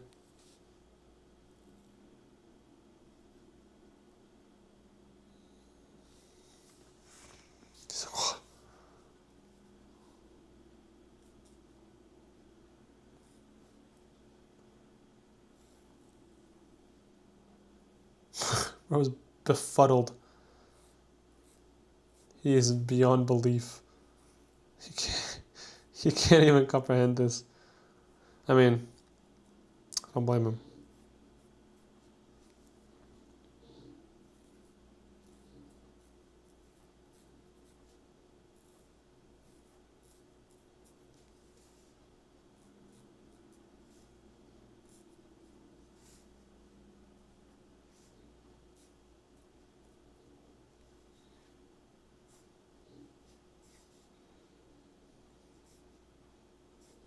He's like, no, bro, what? What else do they have on a desk? What do people have on their desks, bro? It's been a while since I've been in school. Okay, I guess you have... I mean, we can be lazy. Let's do another water bottle. Except this time, it's shaped rounder, I guess. With a little spout. Looks like a baby bottle. Ooh, I could see Todd having Percy's pen sword to fight Marcus. Oh, straight up. This might just be a Percy Jackson adaptation. How do you not have brain fatigue yet with all this problem solving?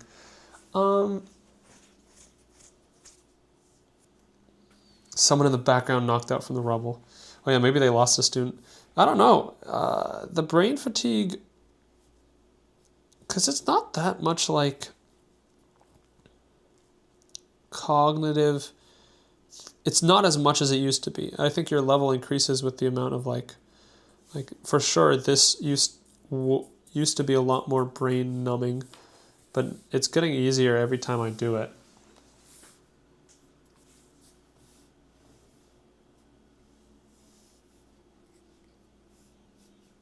Because it's always the same pattern. It's just about finding it every time you start. It's the same thing. With chess, you're always looking to find the checkmate. It's just that every board texture, it always leads to the same place. It's just that you start differently. So here, and now I talk about chess so much for someone who's rated less than 1,000, but I think it's like, it always draws conclusions to, the idea is systematic thinking.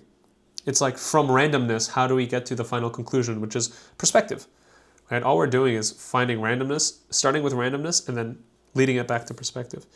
So I guess this table would have been a circular table, probably cracked now, down the middle, with papers spilling everywhere.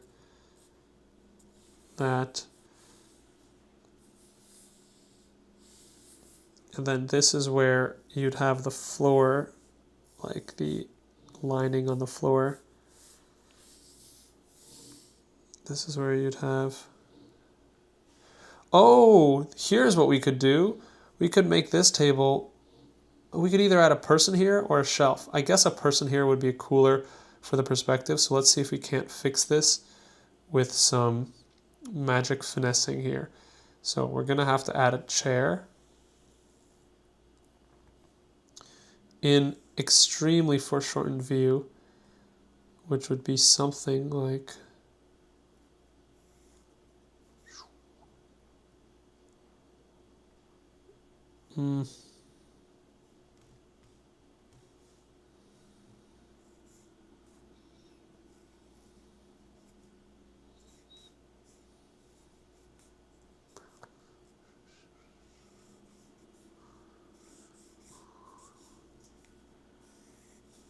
Who talked about line confidence? What is this line confidence?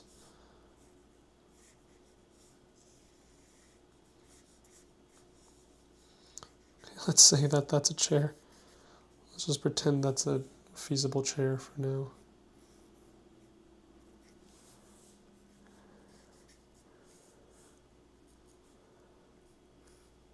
Someone's hiding cigarettes under here.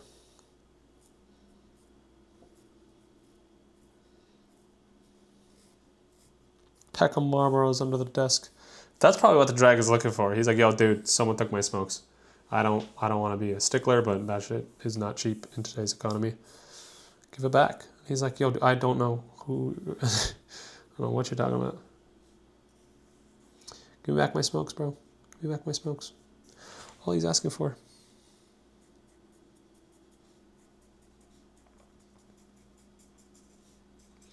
Chair. I'm drawing where the shadow would be, where it would begin on that chair. Most of these chairs have this weird plastic on the bottom that maybe they have some indent for the butt, like that. They would definitely have a shadow here. Definitely have a shadow here where the table juts out.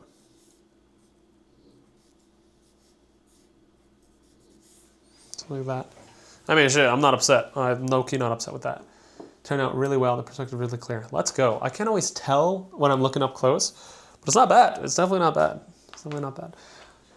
Girl looks mesmerized. Marcus seems like a chill dragon with arm leaning. Yeah, Marcus is chill. Marcus is not trying to cause issues. He's just here for the smokes. His legs are the only things showing in the rubble. Okay, you guys want a man dead, so let's do this. Let's just do...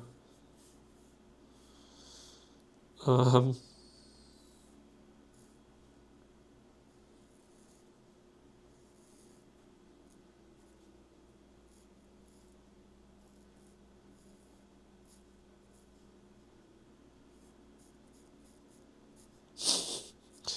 right, some unfortunate soul got caught in the wrong.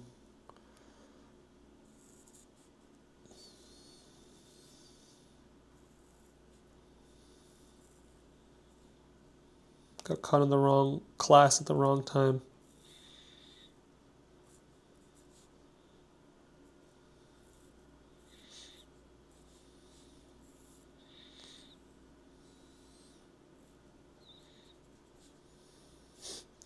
Wow, this is kind of sad, guys. I guess to cover him up, I gotta add some more rubble to make it look believable. This is a tactical rubble pile to believably sell the poor crushing of this. I mean, I think I drew that a little too accurately. This is sad. I'm a little upset now. His leg is on a pile of rubble too. Notice when the perspective's wrong, you just build the topography to match the perspective you drew. That's how we fix it. Right? A little bit of ambient occlusion to make the legs pop out. There we go. Ta-ta. And maybe, yeah, we'll just keep the legs there. I'll add some rubble here so the rubble falls into the foreground. Ah, we messed up the perspective. That looks like a tiny, tiny, tiny man because, man, we done did it. Okay, we crushed an actual child because that's the size of the table. Therefore, the legs should be this size, big size here, but we have tiny people, tiny legs. So here's what we can do to compensate for that is we need to find a way to make tiny people exist in the scene. And we're going to do that by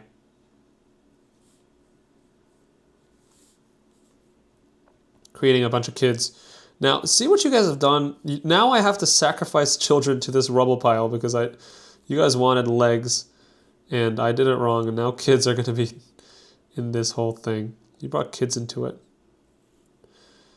It's kind of my fault, but I would blame you guys because, I mean, these kids didn't know. I think they were riding the dragon And then just one thing led to another.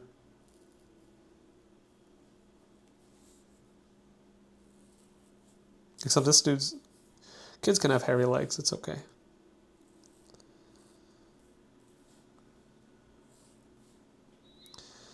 He's riding the dragon.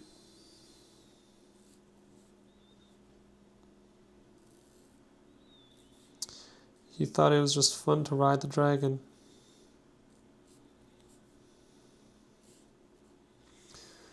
Lol, we thought of that could be a kid that rode the dragon from an elementary school that the dragon also broke into.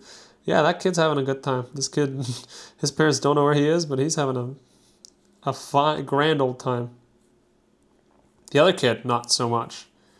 The other kid's it's going to be a tough letter home, but comes with the territory. Don't go to school, kids. You might get crushed by a dragon. So that's the kid that got crushed. But now it makes logical sense. That's, phew, at least we avoided a narrative inconsistency. So what if a child had to get crushed? I'm actually going to give him pants down here so that we know that he had short legs. Yeah.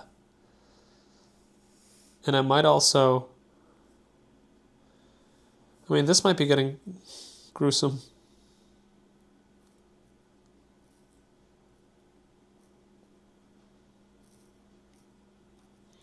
Yeah, that's his... Unfortunately, that's his head there. Underneath that rubble. Sorry, bud. You didn't... Sorry, bud. Now Todd looks evil. Yeah, oh my God, you're right. It looks like Todd's the only dude in this that's not, like, this dude's freaking out. That guy's like, Todd, what is that animal?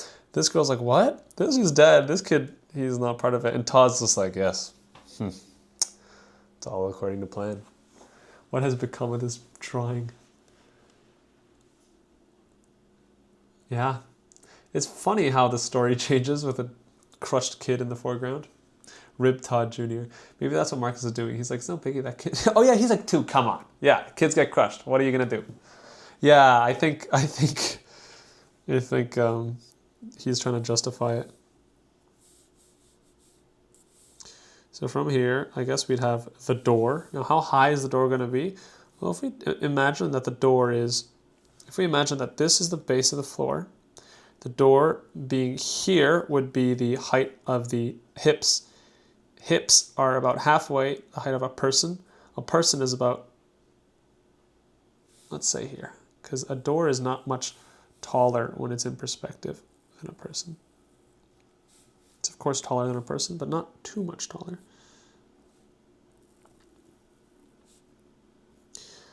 Yeah, the interesting thing is figuring out, like, what is the story here? And I guess that's up to you guys to... Like, I think that's the really fun part with drawing from imagination, and why you can look at Kim Jung-gi's books so much is because it's like, what is going on? You can really sink your teeth into it.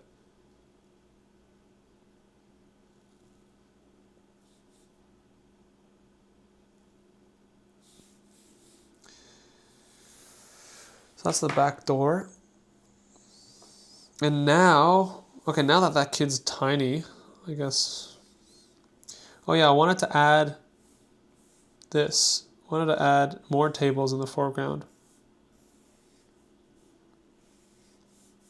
Because why not? We have enough tables as it is. Why not add more? What I'm going to do is, those tables look higher up. I think they are higher up. Well, we can't do that. What are we going to do? I think first I'm just going to add the person. I'm squinting my eyes to do this so I get the vibe of where the person's supposed to actually be and not...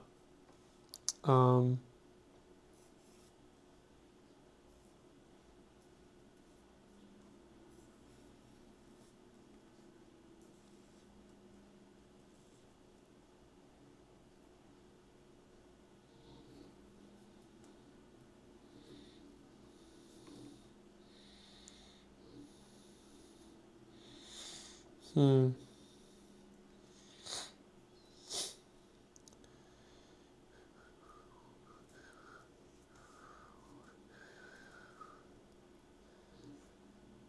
This dude lifts. I'll tell you that much.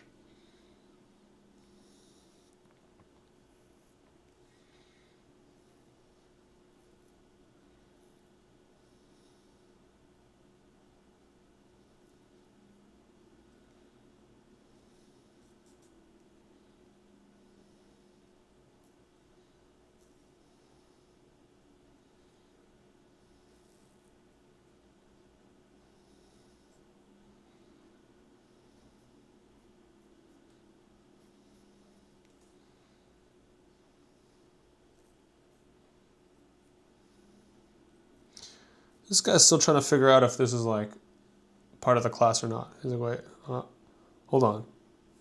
Hold on, that kid good?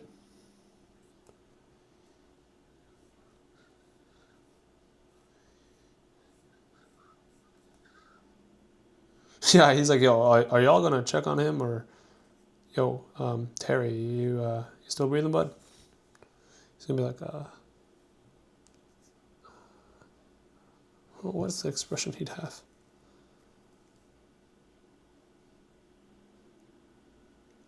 Or he's just like,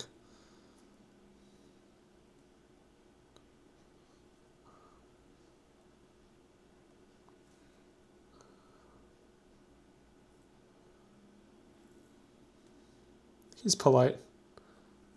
He's like, I think I gotta notify the teacher. I'm gonna raise my hand.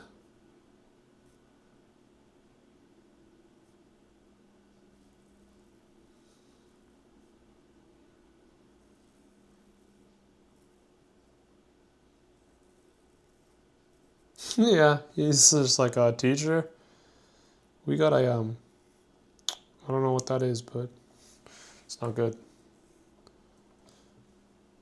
Let's get this muscle in there.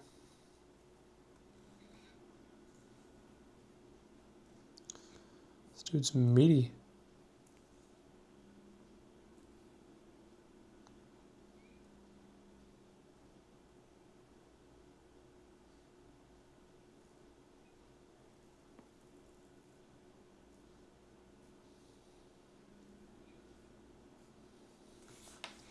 So come.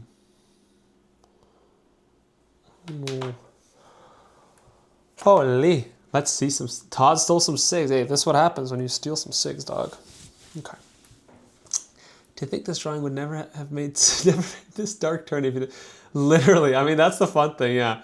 This drawing never would have made this dark of a turn had I not, messed up the bricks and messed up the table. But that's the joy of it.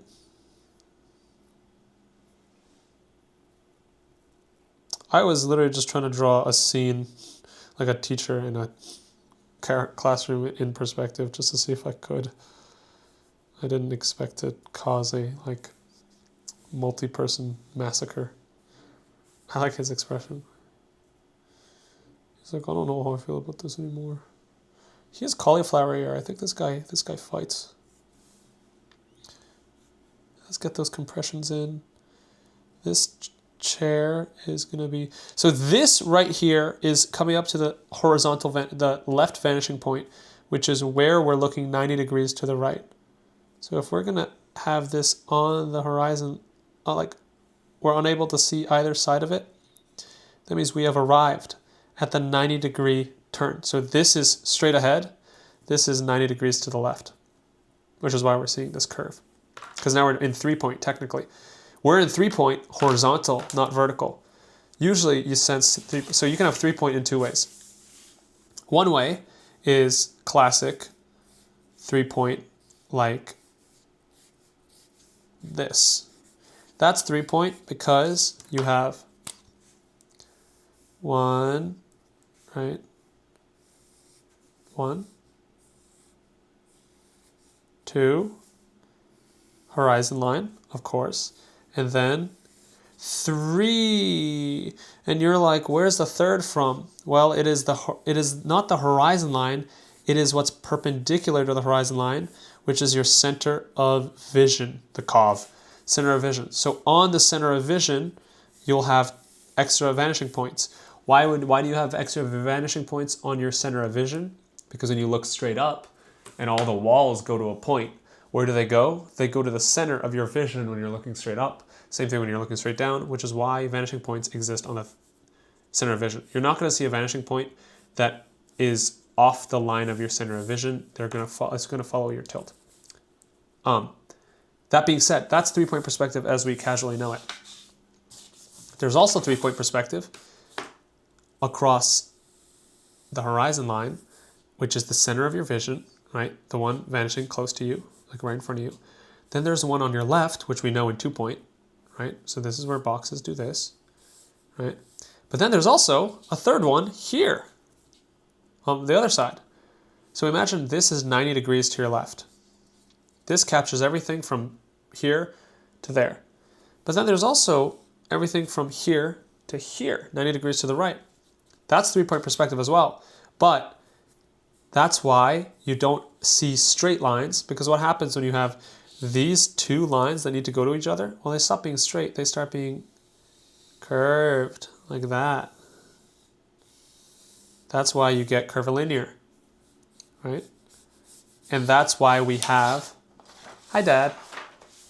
That's why we have the curve, because here we have a straight, here we have the second vanishing point, and we're starting to turn away. So we're going to see some curves.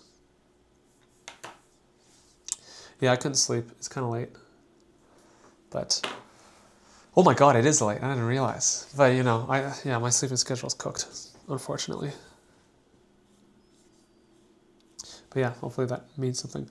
Watching your drawings and other similar styles is like getting drugged in a good way. Let's go. What exercise would you recommend for lighting from imagination? I'd recommend doing a lot of studies of lights and understanding the planes you're drawing from. Drawing becomes a lot easier when you know the planes, because it's easier to light. It's easier to light this than it is to light this, because here you know the clear plane. Here you don't. So unless you are visualizing a specific plane in your head, you're not going to be able to light well. Chip draws. Finally managed to catch one of your streams. Yeah, I'm up at 4 a.m.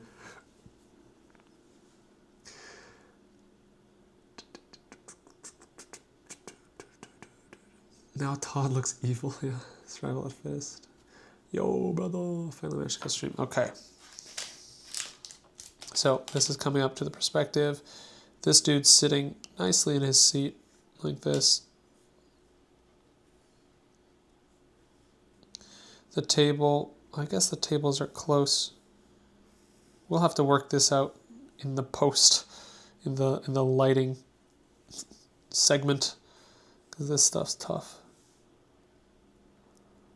And he just rounds off. His chair catches him here. His table cuts off there, something like that. Okay, we got the table figured out here. His hand is off the table, going down like that. Like that. That's nice. His chair is like this. And it's going to be very much foreshortened on this side. And then we're going to see it come right down like this. Trying to get this in here, going up. It's hard to remember how it's supposed to all work. That's where the intuition comes into play. Where you just gotta do it enough that you stop needing to remember. You just start doing as should be done. Oh, I'm yapping. Okay. Now floor grids will always help with this. Now this kid's standing up. His belly button would be exposed because his shirt's hanging up, because when you pull your arms up, your shirt comes up. So he's doing that. There you go. More students. Some students might be like unimpressed. So some dude is just like in a hoodie here.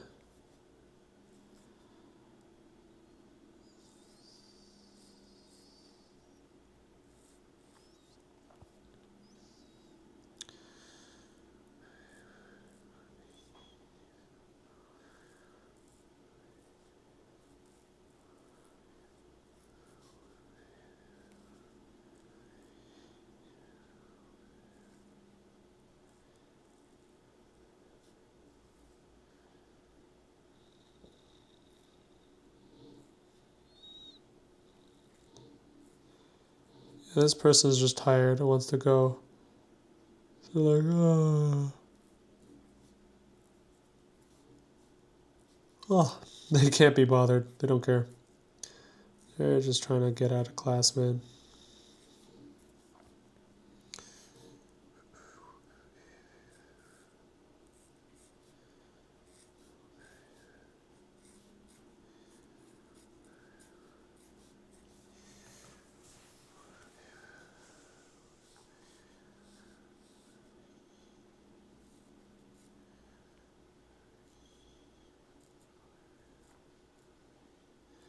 There's this kid who's, I guess, studying back here. And then, I guess this is the kid who was here. And then he's just got crushed.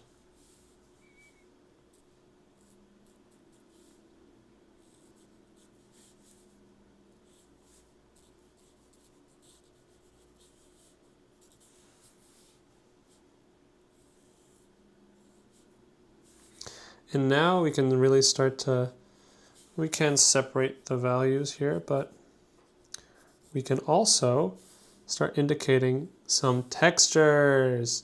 Textures are nice because they start to give our scene some real depth.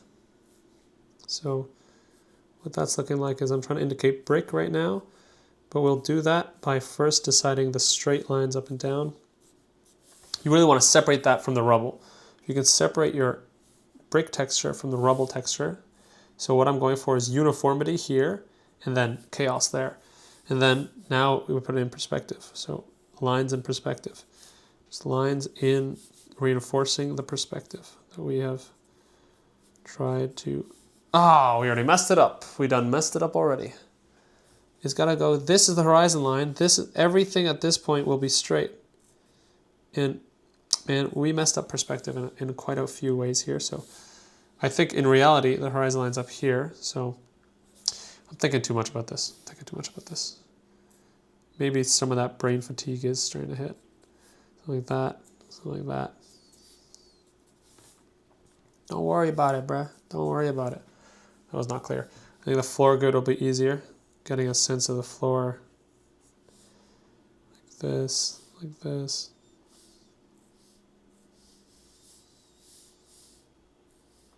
Poor kid. Sorry, kid. You're just another number now.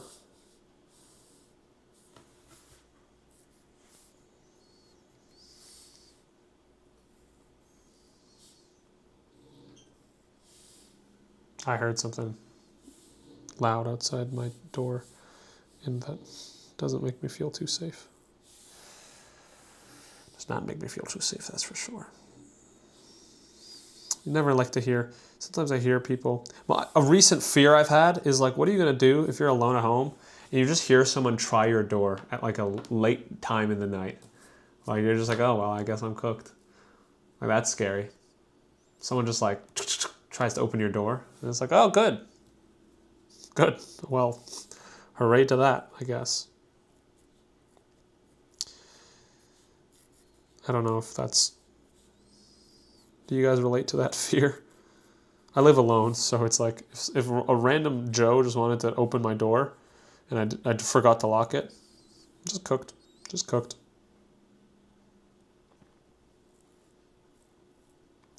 These are his glasses.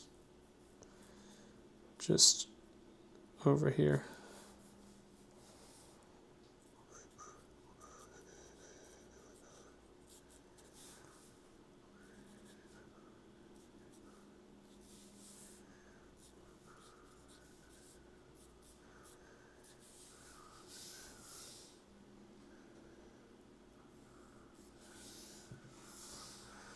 My perspective grids always get wonky as they go further away. I think that's also normal. It's kind of hard to maintain good perspective. It's always off this side of the screen that it happens to.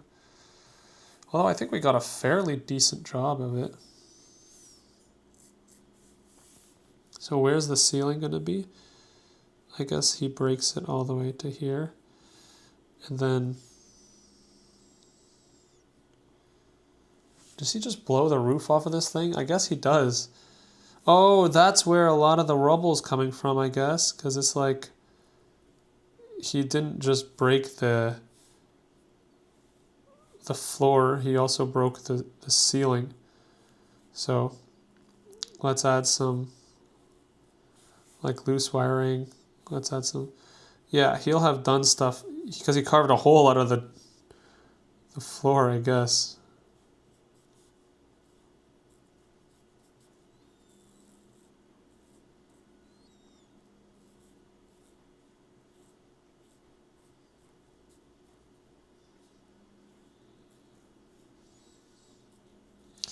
There you go.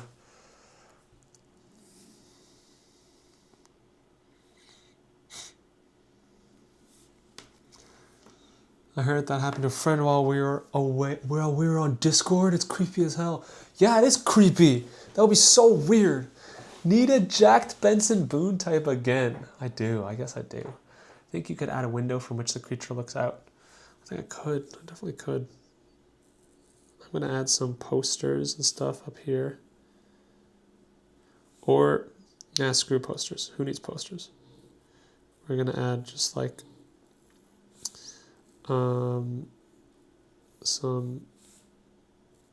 stuff they have in classrooms, just like bells and PA systems, doodads, knickknacks perhaps, name slates here, schedules.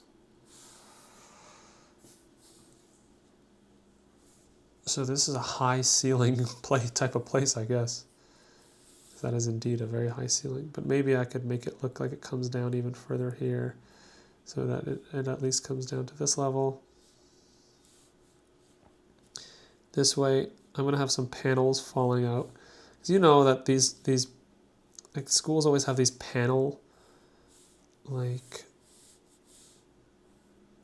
yeah, they have these panels for ceilings.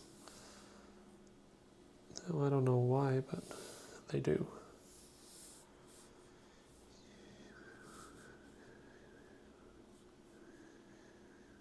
Oh yeah, let me add a cabinet here.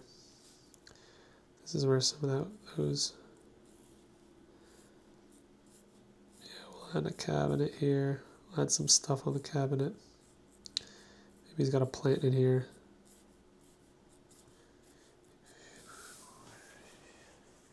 What else do they have in a classroom, bro? I don't know.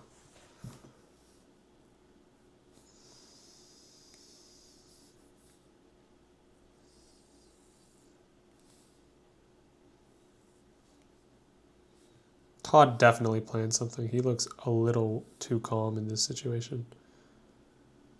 He's like, hey, Todd's back. Maybe it's Todd who's knocking pinboard on left of door. That's good. Yeah, pinboard. Oh yeah, like whiteboards and stuff. I forgot that those exist. Yeah, whiteboards, of course. Yeah, whiteboards.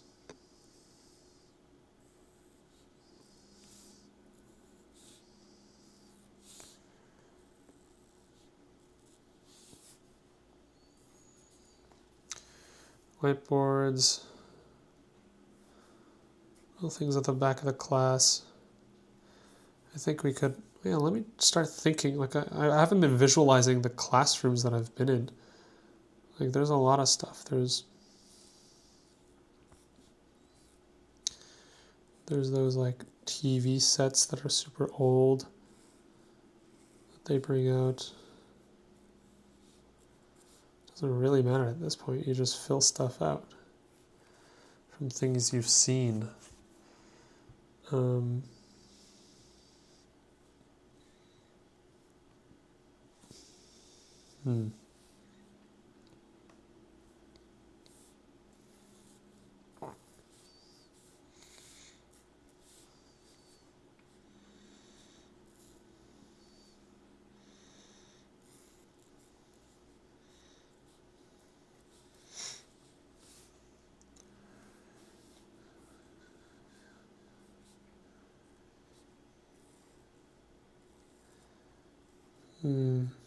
Something here.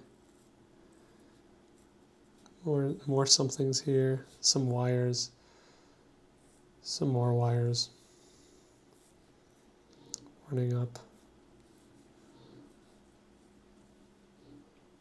Let's do some more wires. Screw it. All the wires. All these wires going up. All these wires.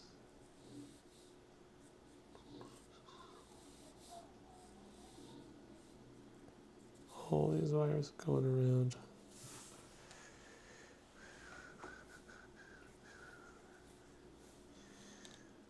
Oh man, I done made another mistake.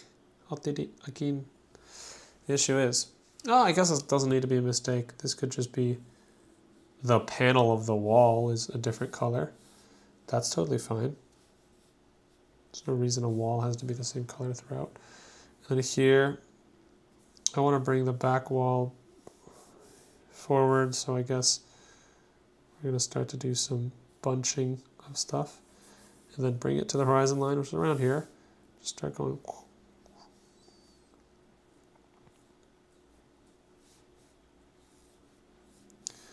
And the ceiling is falling over, falling down.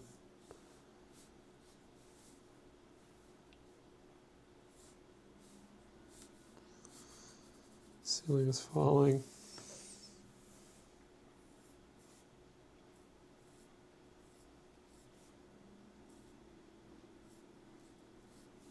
These are wires. I know they don't look like wires too much, but they are. You better believe me. They are. They are. They are. They are. Haven't read some, just Discovery Channel. Jake. What up, Jake? What up, Jake? Good to see you, man. Chart skeletons. True. Yeah, yeah. On the back wall. Oh, should I flex some like anatomy stuff here? Just like include in the back. Just let's see if I can. Yeah, it's time to flex some anatomy knowledge. Let's see. That hanging skeleton thing.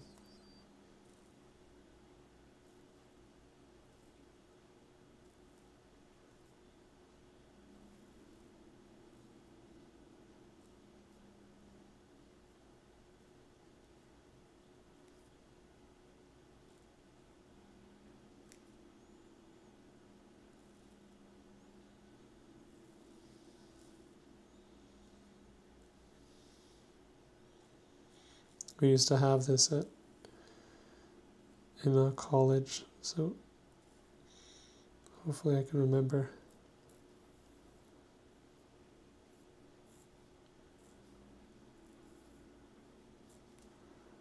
Something like that.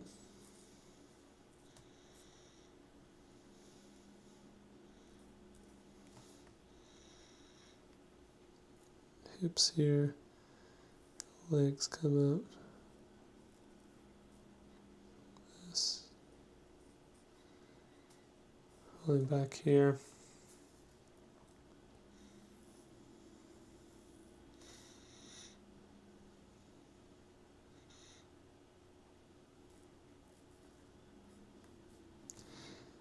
That's pretty cool. Yeah, I guess there'd be a cabinet somewhere like this.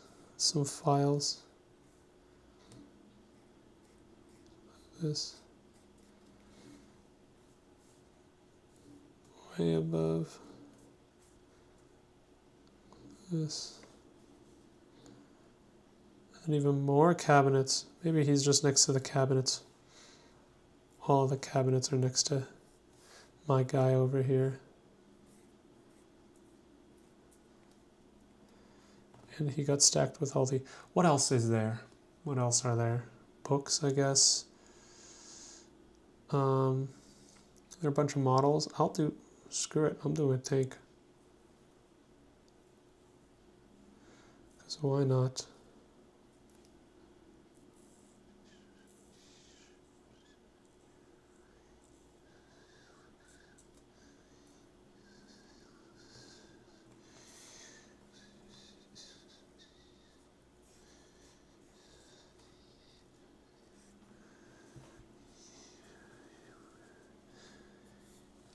Okay, and I think what I want to add in the background here is stuff that will really sell the believability of this. which is, I'm cheating, I just looked. Ha ha ha. I'm looking at my surroundings. Who's gonna stop me? Who gonna stop me? Let's see here.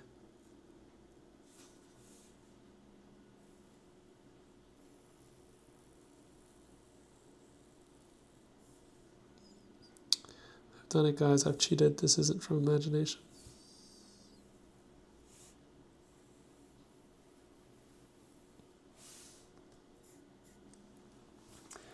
And now we're just doing curtains.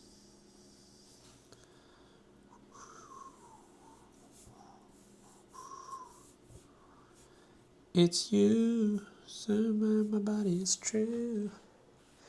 And then, yeah, you're right. We could do like some posters. So I think we'll do the globe, or however that weird map is cut.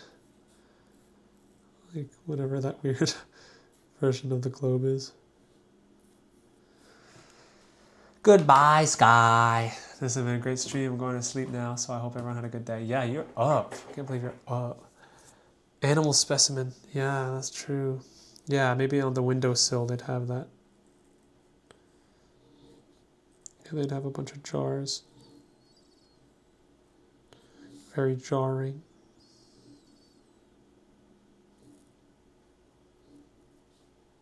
Oh, scared me. Bruh, can't catch me. Like, I forgot there was a dragon in this scene. That's cool. I like that.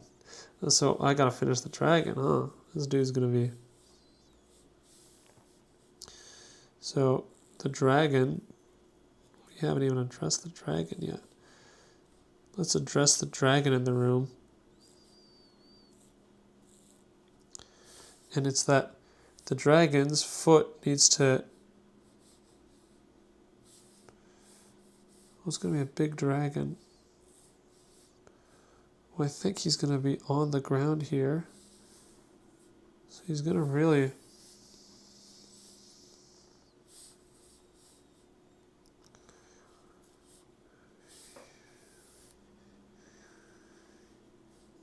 Yeah, I don't know. He's gonna really be. I don't know if his foot's gonna be visible.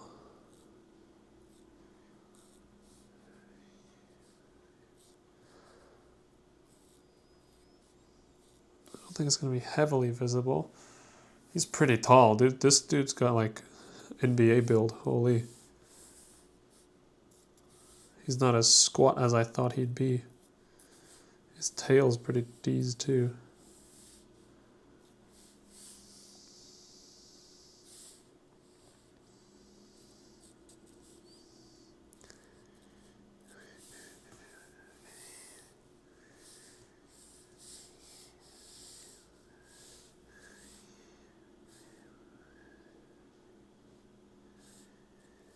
I have to say that you're really impressive drawing all this in the right perspective out of the box. Clearly, visibly put a lot of effort into learning perspective when you started. Thanks, man. Thank you, thank you, thank you. Thanks, Jake. Welcome to the club, dog.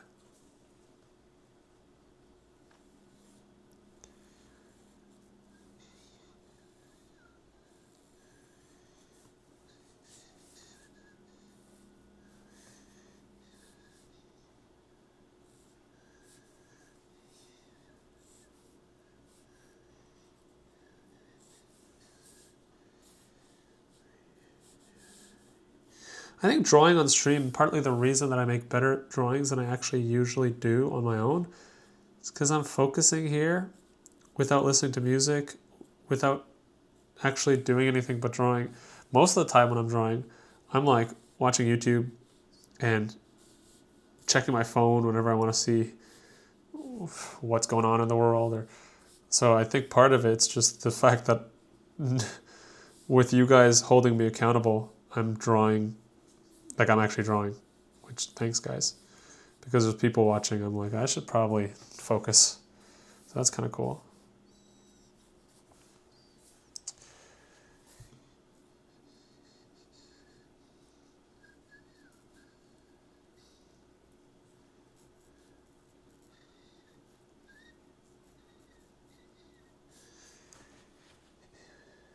Thanks. Chips? Why are my earphones in? I can't even hear anything. I think it's going to do a better job learning the fundamentals.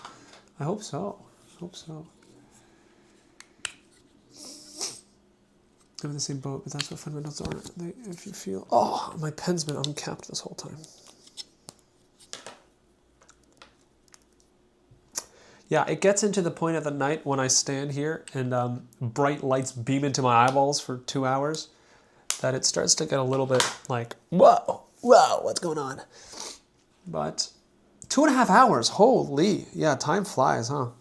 Time definitely flies when we're doing this.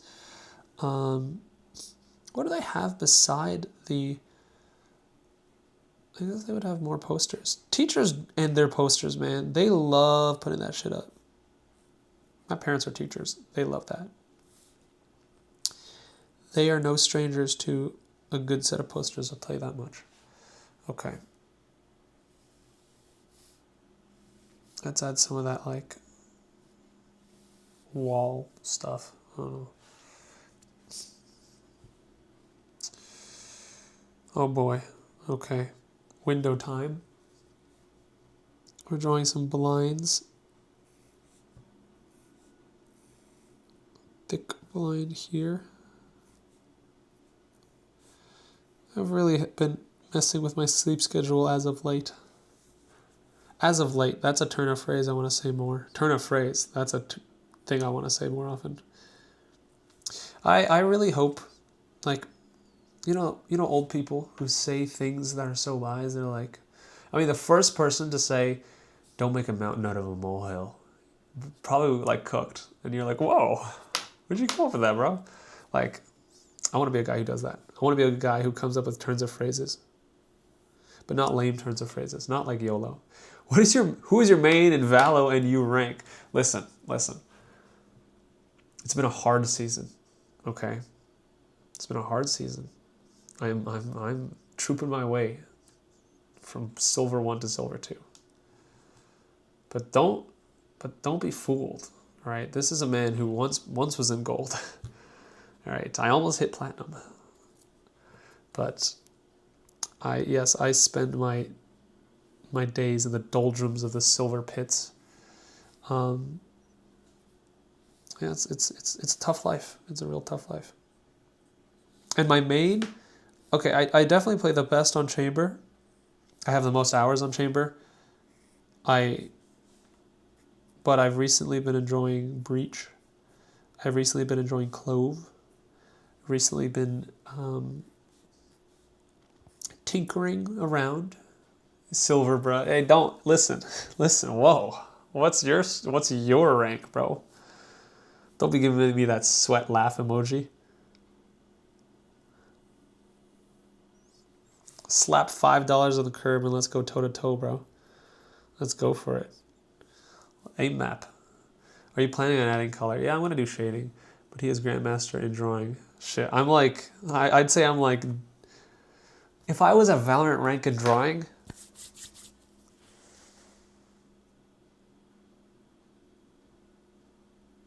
I think I'd be Diamond 2. Diamond 2. Yeah. Because I think then you have Ascendant, Immortal, and then Radiant. So I'd be Diamond 2. I'm past Gold. Gold is like, I think you're Gold if you're good at drawing. I think you're Platinum if you're like in university and in a 30. I'm probably Platinum Diamond. No, I'm higher than Platinum. Anyway, I'm it's 4 a.m. and I'm alone talking to digital tokens giving chats in my room. Yeah, I'll go Diamond 2. I don't want to get ahead of myself here. The thing is, at this point, better artists would know how to push the value groups to really sell the form. Maybe I could do some etchings here.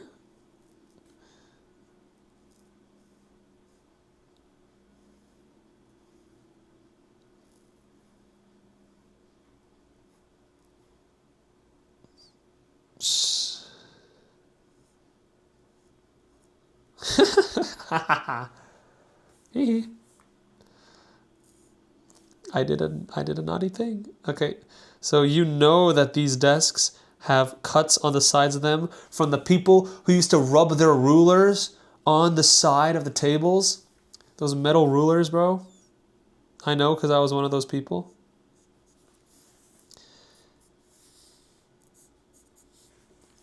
I was indeed one of them. Yeah, let's make these tables look like wood. Why not? And yeah, these are worn. They've got their marks, but they're no less valuable than the other tables. They're just unique. Unique New York. Unique New York.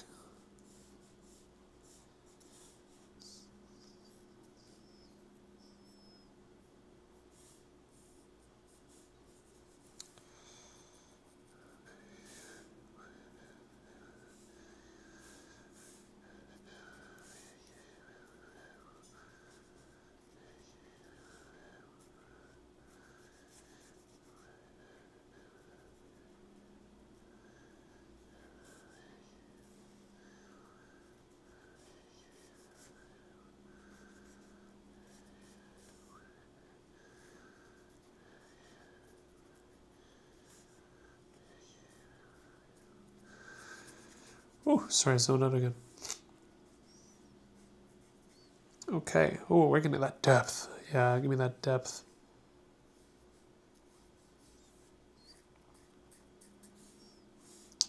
Oh yeah, hello depth. Welcome back. I missed you. Here we go. Boom. Oh yeah. Oh yeah. He took a hiatus, but he's back and he's kicking. There we go. Oh yeah. A nice thick line weight, man. Line weight will do it. It'll get the job done, that's for sure. Okay, here we go. Line weight. Solve the problem. Here we go. Line weight.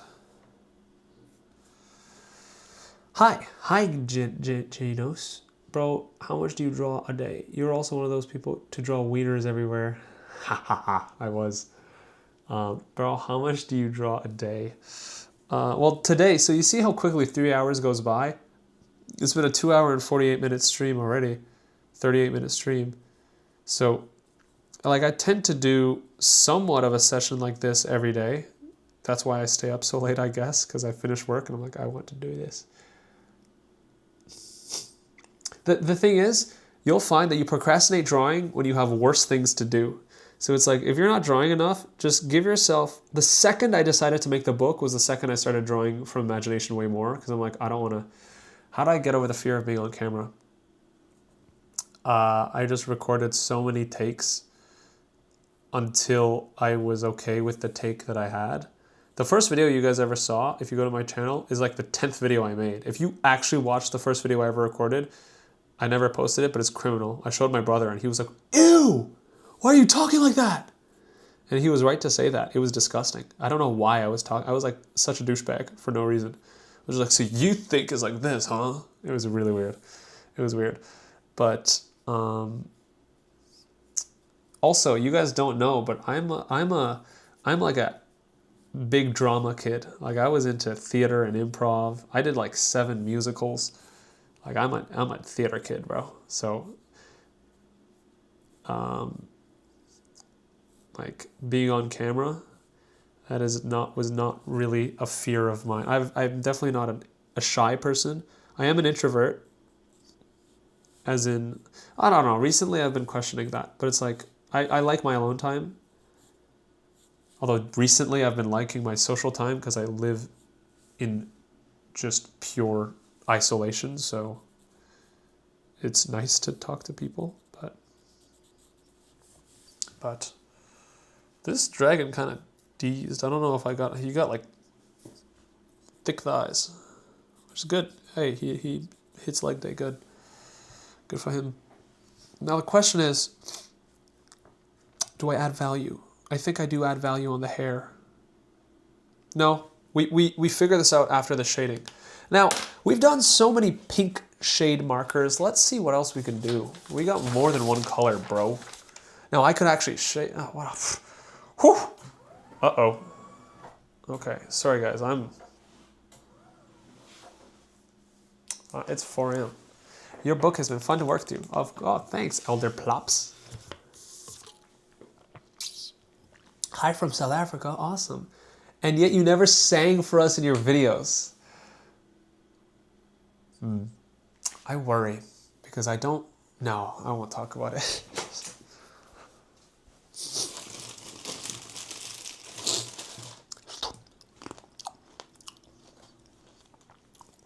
What was I looking for? Oh.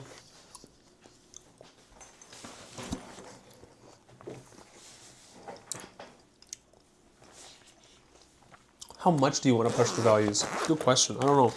Gray only. Okay. I picked shadow pink before, but I think we might go for blue gray, cool gray, or neutral gray. What we could do is do a cool gray and a neutral gray and get a 2-value type of thing going, or 3 values technically. That's what cool gray looks like. The thing is, the reason I picked shadow pink gray, like pink for some reason, is because it's the lightest gray. Shadow pink is the lightest gray I have, which is weird. But look, it's way lighter than the rest. Well, I mean, I don't know why it's weird. It's not. But it's like, look, but this is not gray, dog. That's like, okay, it is gray, but green gray? Green gray, perhaps? Green gray Packers? Okay. How do I enjoy the process more than the results in present when I draw? You enjoy it by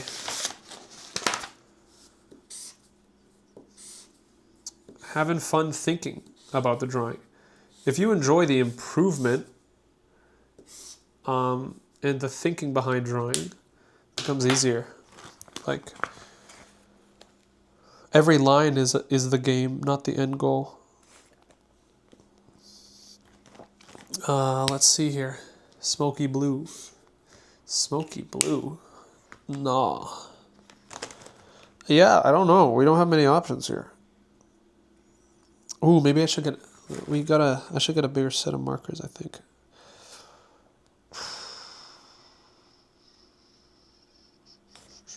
Neutral gray. Here we go. Nope. Oh, I put the cap on the wrong way. Oh. No, that's current. Ah, neutral gray is here. So this is current. This is neutral gray. That's a really dark gray. Now here's a question. I think I go for the light gray and the dark gray. So this will be light gray. That's still dark though. That's still really dark though. We're gonna do this. We're gonna do pink, I think. Pink, I think. And then green gray. It's not even a good combo. That's gross. That's a gross. These look like the same gray. Bruh, I'm lost. I'm lost. We're just gonna go with pink. Why change it up? It's already served us well. Why poke the bear, you know?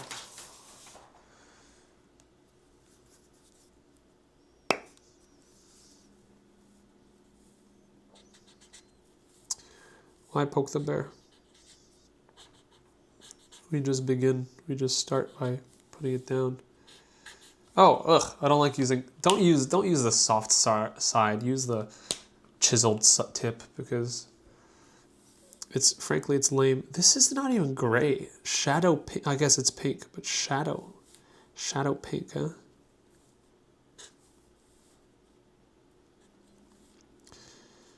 So let's block out the planes. Let's say the light's coming from here. This character would have their head in shadows like this. Like this. Like that. Let me answer some questions. If y'all got questions, let me know. You don't have time movies in all, do you? You don't have time movies all, do you? I don't know if it's too late for me or if I'm just not getting that question. Random chips and unerasable marker stains. Good morning, Janos. Oh, I didn't notice that. Janos Garash in the chat, guys. I don't know if I'm pronouncing your last name right, Janos. But Janos is a legend, dude. He draws from imagination. He's a teacher, concept artist. Check his channel out. He's crazy. Janos, can't believe you're watching. Thanks. Holy. No better feeling than when you look back at last year's art and it looks better. Heck yeah. Seriously drawing a year, but before that I was just on and off doodling. Cool. Fill it out. Andrew, I talked about intersecting earlier in this stream, so you'll be able to pull it up later. Okay. The light is hitting the back of these characters, so now we're going to have to get real about shading and showing the forms. So let's do that. Let's get real, boys and girls. Here we go. So this is all in shadow. This is all in shadow. All this. All this. All this. Just try to isolate the front plane first. Think about the plane that is definitely not in the sunlight. All these. All these. Right, all here. All these.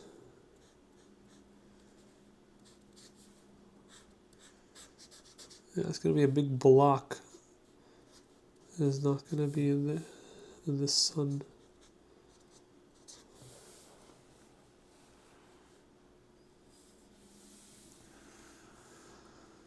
Oh, this will be a cool experiment, is seeing how much... So there's light in the back, which is actually would do something. Oh, this is going to be tough. This is going to be tough, guys. From the beginning of the year, the light blue on top looks nice. I don't know what light blue we're talking about here. I'm confused. Sometimes I read chat and I'm wondering if you guys are like talking to a different person on chat, because I'm like, I don't understand what these mean. What light blue? Am I missing something?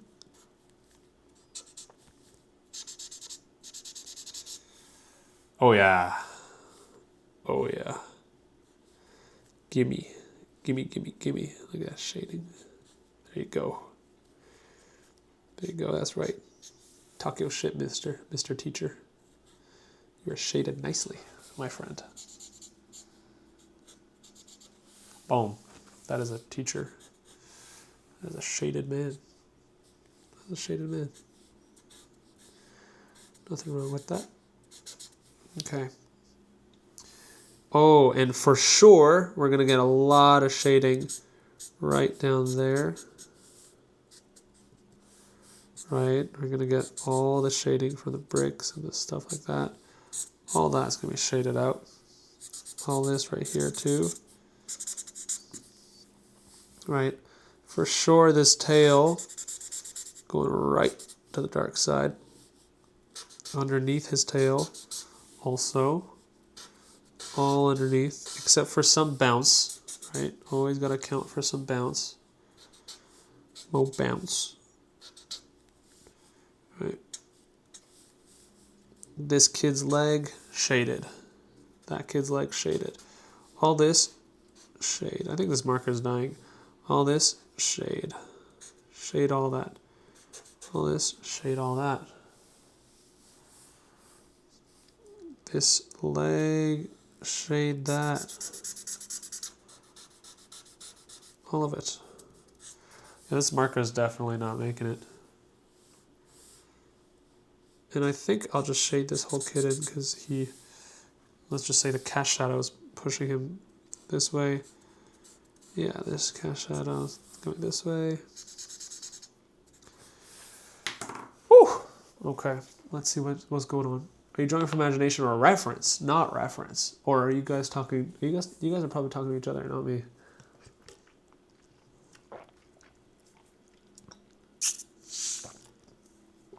Wow. Wait, I'm using the Ohuhu art marker. Oh yeah, I'm really wearing down that tip. For sure, for sure. Okay, so this is gonna be tough because we have lighting from the back and the front, which is a thing I haven't done before.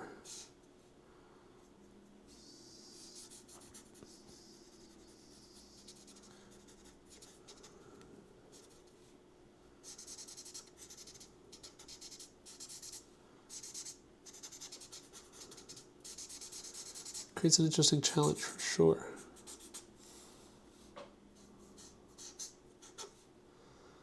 It's all pretty well lit, I guess. Except this dude. This dude is in the darkness. Someone pull him out.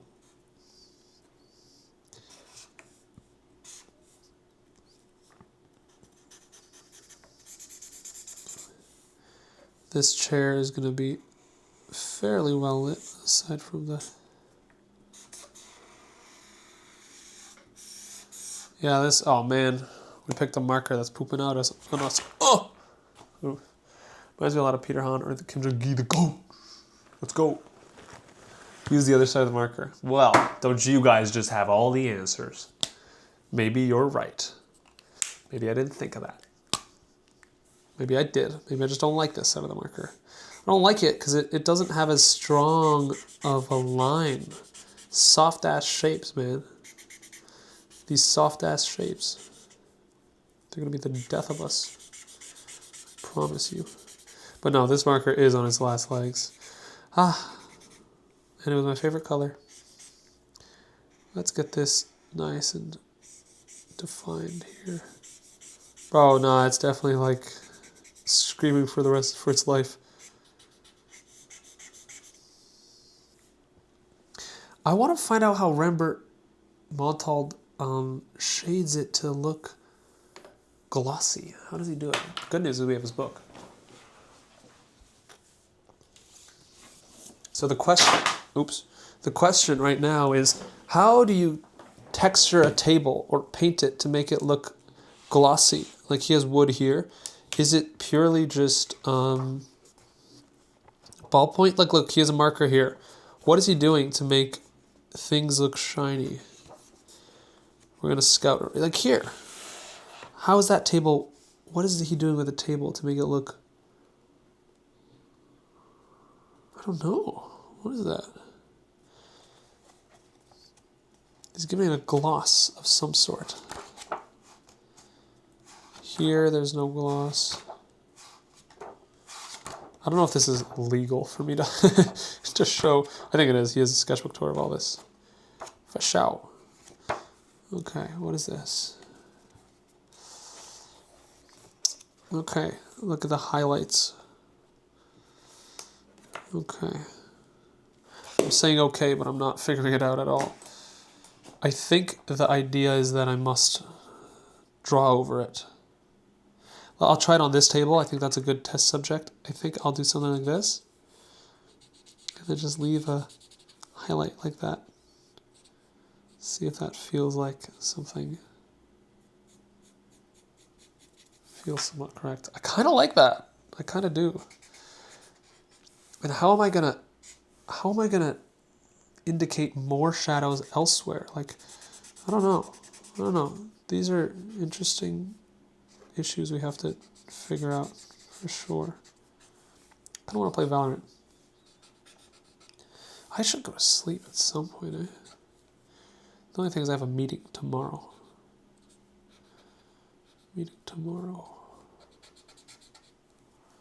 That I do. That I have indeed. Here we go. Front plane. Side plane action.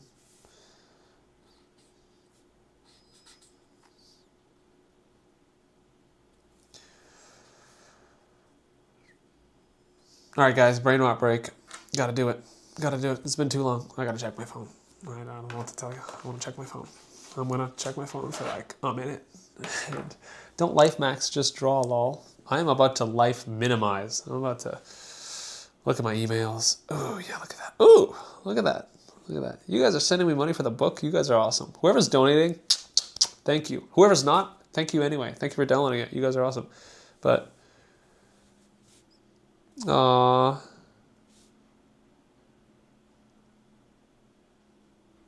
what? Oh my God. My dad just sent me this.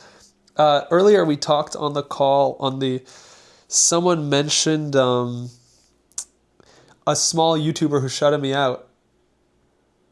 And I already saw that video, but my dad sent me this because Proco TV commented on it and then said, seconding that broken draw recommendation. That's awesome. That's kind. Let's go. Proco TV got the rec. Let's go. Let me read. I watched a video on Proco recently. Apparently he licks his fingers and smears the ink. Yeah, he just... But I'm wondering, he does it with marker too, so that's what I'm trying to figure out whether he... Okay, we got the fix in. We got the just habitual doom scroll in. Had to do it. And no joke, I'm real brain rotted. I'm very brain rotted. I gotta get off. I gotta get off the apps, man. It's not a stretch to say that it's like some giant big tech ploy to like steal our human souls or some shit. I'm a believer in that. Yeah, it's probably evil. I don't know. Something about ChatGPT is probably evil. Let's be real. Let's look beyond the artistry of it all. It's probably something something villainous happening down there. Oh, Cast Shadows, hello. Welcome home. Oh yeah, look at these. Oh yeah. Oh goodness. I think so.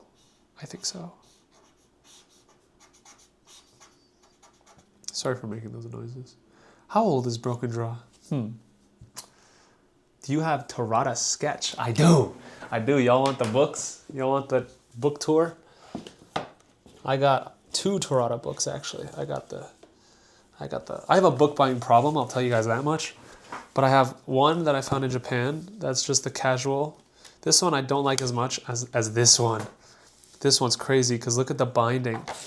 It's like a straight up wooden, like I don't even understand how they made this book, but it's an artifact, bro. Look at that book. That's crazy. That's crazy work. So it lays flat like this. So the idea is that you can look at the photos like that. Look at that. That's crazy. That's crazy. What? Look at this. Look at his dragons. So this is where this is the holy grail for dragon reference because this dude could draw. It's all form contours. Insane. These are giant images. These are like, I don't know how big, but that's an idea. They're meters long. So pretty cray-cray. Look at that. That dude could cook up. Man could cook. Katsuya Tarada, the goat. Another goat. Do you have Tarada Sketch? How old is Broken Draw? 22. Thoughts on AI? In what regard? I mean, AI has been around for a while. It's not new. Generative AI has also been around for a few years. But, I mean, my thing is that I believe if there was a genie that said he would give you like the ability to harness the creative powers to your own will and you could bring whatever vision you want to life, then you'd be like, that sounds good. I think the idea of AI in the art world is predominantly looked down on because of the plagiarism. I think if it wasn't stealing and benefiting,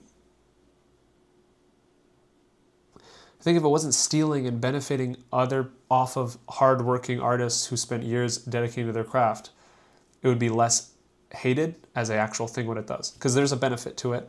which is that. And I'll have you guys know, I tend to play like,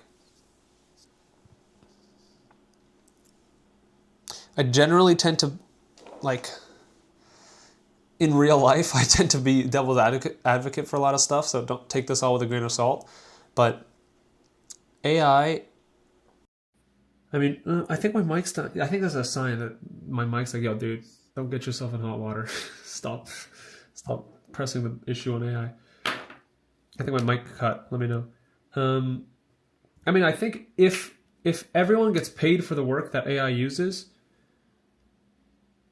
I think it would be less of an issue, and I think there's definitely benefits. Like, if I had the ability to create an entire animated feature on my own, at some level it does democratize art. It's just that it's a thinly veiled disguise for companies to steal a lot of our data and mine us of a bunch of information voluntarily. So I think there's a world in which, I think people would agree with this, there's a world in which AI and technology is beneficial for everybody, of course. It's just not this world. It's just not the one we live in. The one we live in is one where as AI gets better, eventually they're going to rip you off, charge you for it, and take all of the world's fresh water. So, I don't know. It's a real we live in a society moment. Like, yeah, aside from the environmental issues it causes, that doesn't mean I don't use AI. I mean, I don't use AI in my work, but I'm not gonna lie. I've been around the block with ChatGPT. No, I'll say this. I didn't use ChatGPT for years. I only started using ChatGPT this year. But I didn't use it. I found out about it like 4 years ago. People were talking about it back in the day. I didn't know. When I was in high school, people were talking about it. I was like, I don't know. Yeah, AI is kind of... The thing is, it's like, technology is not a good or bad thing. It's the way we use it. And people seem to... Well, it just seems like... It doesn't feel like there's heroes anymore, man. It doesn't feel like there's heroes. There was a time when all these rich people were heroes. And then you're like, oh, man, you low-key. You suck. So it's weird. It's weird. We live in a time, and there's a theory, and Bobby Chu said this. He, like, the reason superhero movies took a trend is because real-life heroes sort of died in the 90s. Died in the 2000s. Once social media became the norm, the lives of the people we revered as heroes became so overly exposed to us that there was no more myth of grandeur. So we don't have any... Dude, we don't have... Who is the Muhammad Ali or the Martin Luther King of our generation? Very few, like, just stand-up people who are brave and smart and outspoken and courageous exist. Like, you look at the progression of politics, and in the 80s and 90s, politicians were politicians. They actually had debates and conversations and didn't use personal attacks to win their point. But now it's all just it's all popularity contests, and it's just a weird thing. Everything runs through the tech bubble before it goes to real life. Even the elections were... I don't know how podcasts influenced the global elections in the States, but the fact that it did is crazy. Like, it is real. Like, oh, we live in a society, bro. I'm thinking of that Joker meme 24/7. It's crazy. Imagine you had all that money that you'd allow you to change things for the better, and you just don't. Yeah, I don't know shit about any of this. I don't know stuff about any of this, but it's like, didn't Elon Musk say, like, if I had like X amount of money, we could save world hunger? And then now he has that, and it's just like, bet. I know it's more complicated than that, as in these people with the money. It's not like they have it in their bank accounts. They have it in assets, right? Like Spotify is valued at X amount of dollars, but just like if you have a stock that you haven't sold, you don't have that money. You only have it once you cash it out. So It's not, in a way, it's not real money, but it's still, it's like, anyway, I don't know how I got on this. I feel like I feel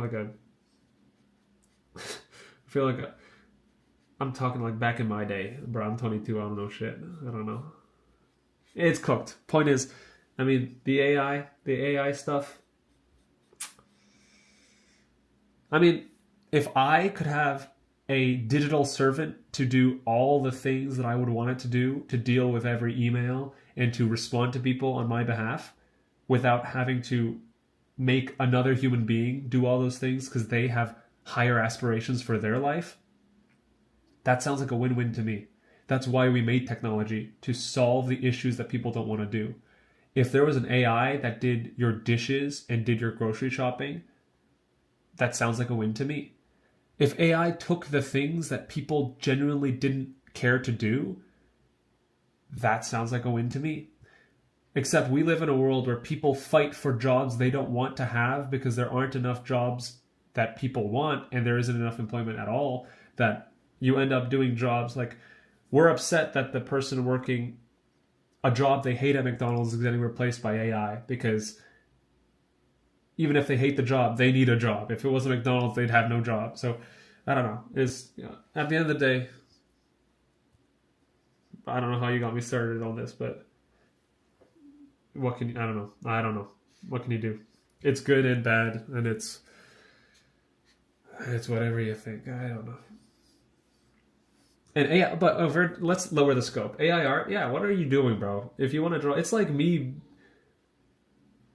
It's like me getting bionic legs, prosthetic legs, to become the best soccer player, bro. If you want to be good at soccer, just practice soccer. You don't need to do all that.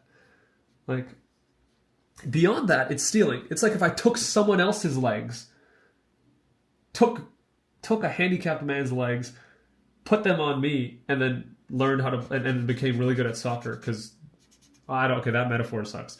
But my point is, the AI art stuff, there's no debate there. There's no complications there. It's literally stealing. It's pirating. It is using the hard work of artists who spend years dedicating to a craft just to get it ripped off and profited by bigger companies. I just don't understand how it's not been regulated well yet. My understanding is that old people don't understand it. A, when old people run most of the world.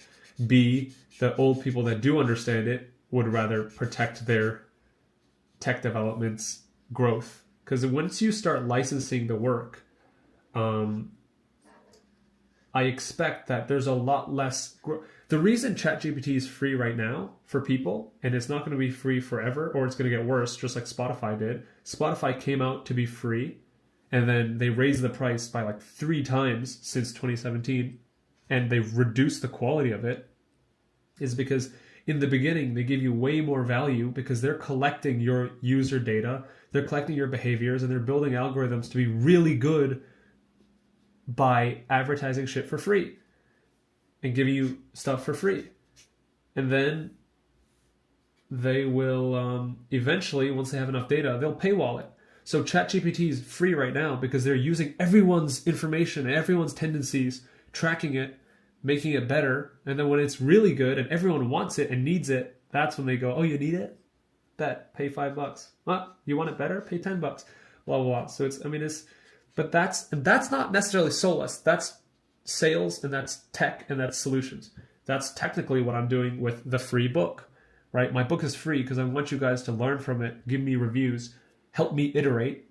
And when I make a better book or a course, it's not always going to be free. One day I'm going to make a course that's paid that will be good because I gave you guys something free to test out, play around with, learn from, gain value from, right? So it's just, that's the secret, guys. I'm big tech. But like, this is the cycle that it's the weird thing with capitalism, or like the society we live in, is like every individual piece isn't unethical. Every individual business owner's choice, well, that's not true. Tons of business owners do illegal and unethical things. But I mean, like, on paper, each person doing what they want seems fine. But then you zoom out and you go, wow, we're sacrificing the planet, the animals, and the poor people to do all this. And that's where it's like, whose fault is it? Is it the fault of one billionaire? Is it the fault of the 10 most rich billionaires? Or is it the fault of the system as a whole?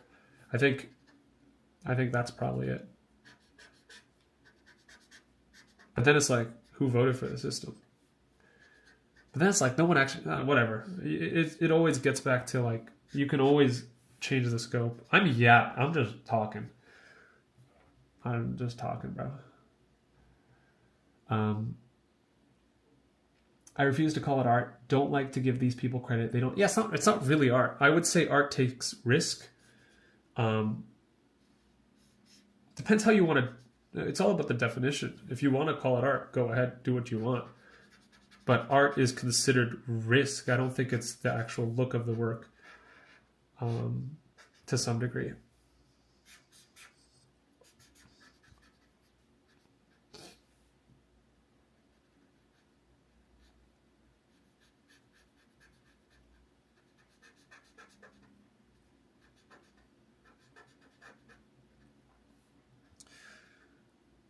Nice to see you too. I don't know if you're talking to me. It's the system and we need a collective awakening to change it. Yeah. Yeah, sometimes it feels like we're all just walking towards a like human-made apocalypse just from the state of things. But it's also hard because the way I feel is like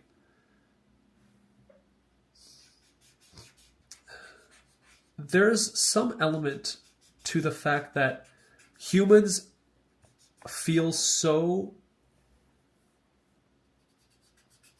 hopeless about the state of the world because it is so hopeless.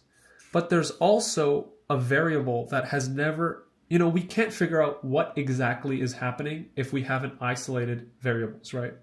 So right now, we live in a time where undoubtedly the youth are more hopeless about the future than ever. Like that is just according to like statistics and according to the polls they've done to people. It's like kids don't believe they'll have a better future than their parents. Kids, or like let's say Gen Zs, they don't want to have children, which is indicative of their vision of the future, because they don't believe that the future is going to be good. Does that mean that the future is worse than it's ever been? Or perhaps it's the first time in history that any individual mind has been exposed to so much information, and given that humans have a negativity bias, the amount of information we have tends to lean towards the negative instead of the positive. For example, I have a 99.5% of you guys who comment are amazing and supportive and kind.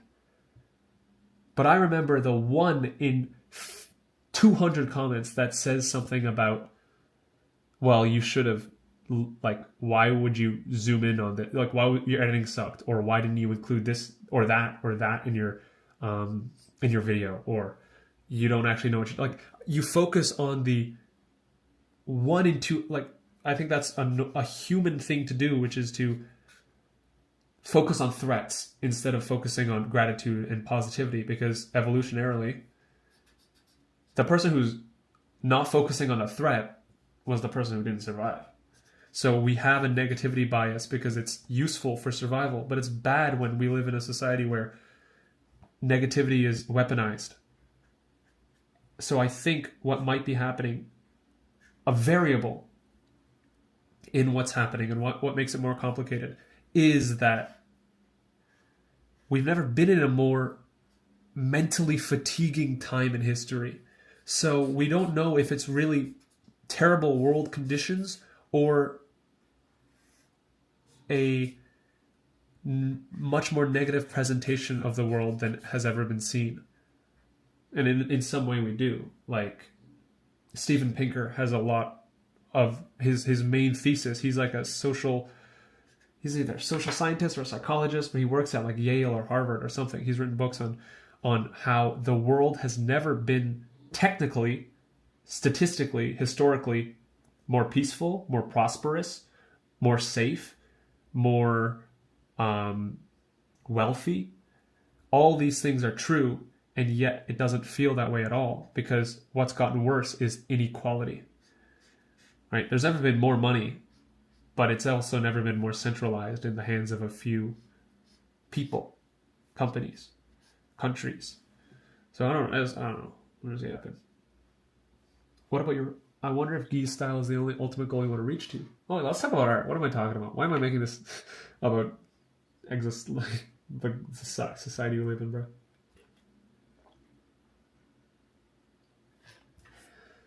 We allow these people at the end of the day to do what they're doing. We're not stopping them. Yeah, it's a system. Yeah. Yeah, the individual, we have collectively very little we can actually do. The thing is, it's like, hey, you want to... Do you think that the people who own the social media platforms would actually let people overthrow them on their own platform? That's sort of the issue with anything, is like, you can't conglomerate a mass amount of people that would overthrow anything on the platforms that the rich people made, because they have the ultimate... It's like going to someone else's party and trying to shut it down. It's his house. He's going to kick you out. You don't have the right, you don't have the ability to. Like, he can stop you whenever he wants. And that's sort of the thing with, like, trying to share stuff on Instagram, is Instagram will let you share what it wants you to share. It's not going to greenlight stuff that it doesn't want you to talk about, right?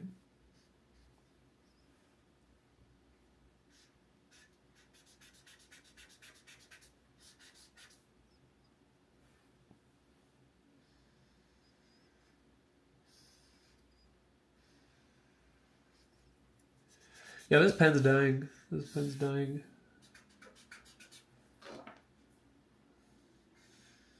Yeah, this is cooked. I recently got surgery on my wrist.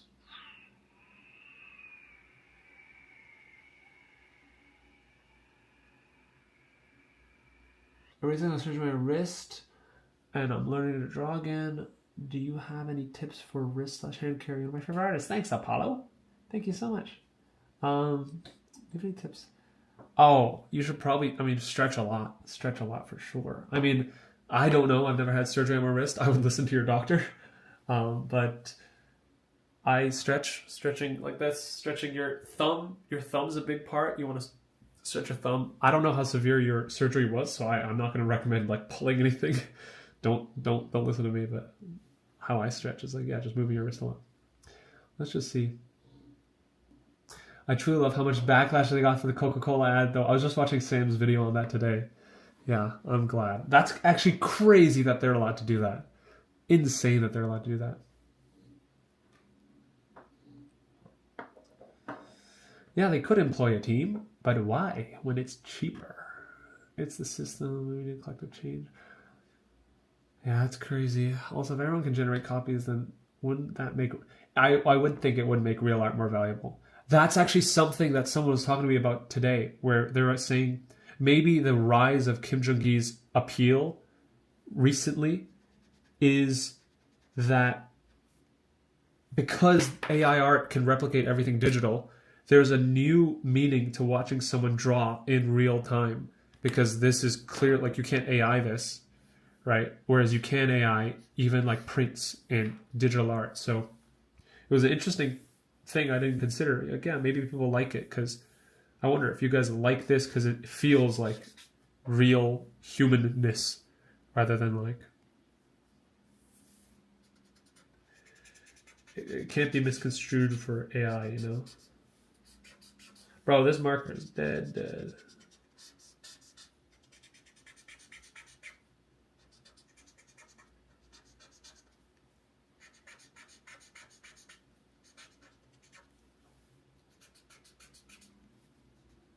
This kid's dead.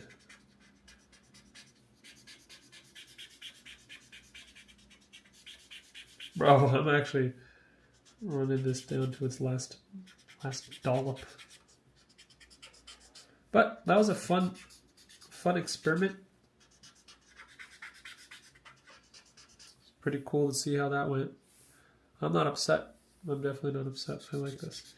I guess now that the marker is softer, we can actually start adding shading to places that otherwise like would be too harsh, right? Like corners of this room, back corner here, underneath tables, that corner here for sure.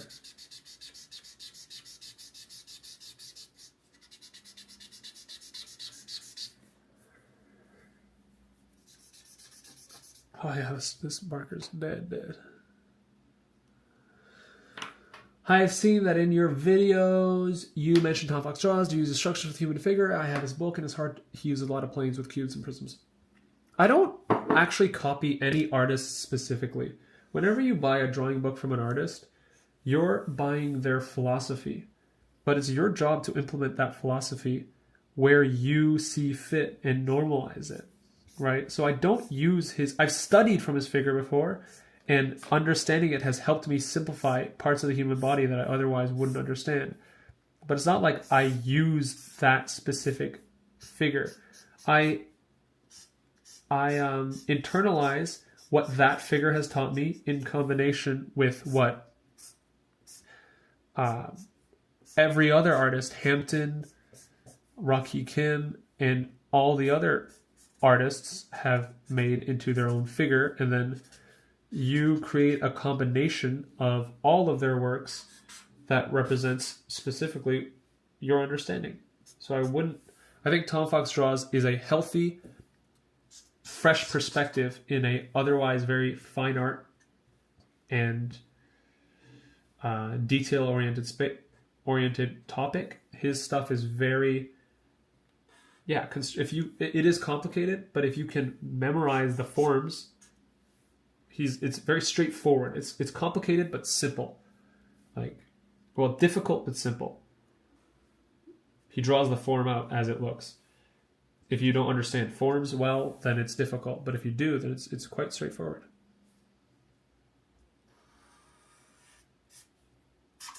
Guys, it's getting really late and I'm rambling a lot. Just so you all know, I think I got a little too comfortable on my rant about AI.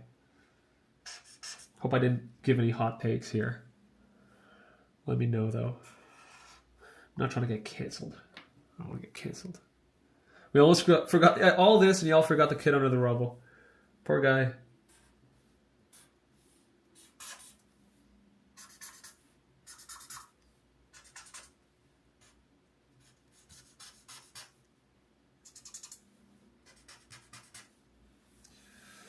I mean, shit. That's not bad. Let's add just some wall texture. This is abstract art at this point. I don't know what this is.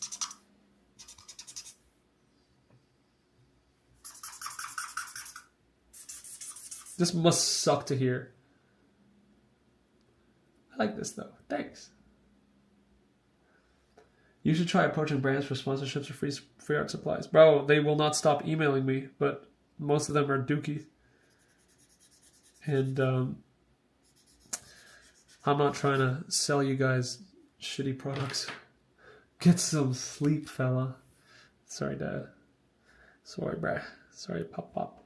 That's my Pop.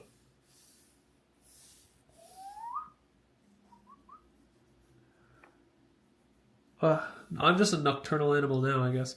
Okay, now, just to close things off, perhaps we can add some... If we're this high up, I think we would see some trees in the background.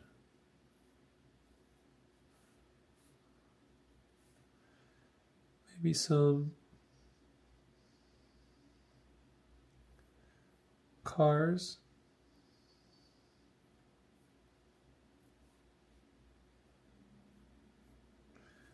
I guess the cars are parked right outside the school. That's weird. I don't know if it is weird actually. Maybe that's how they do it.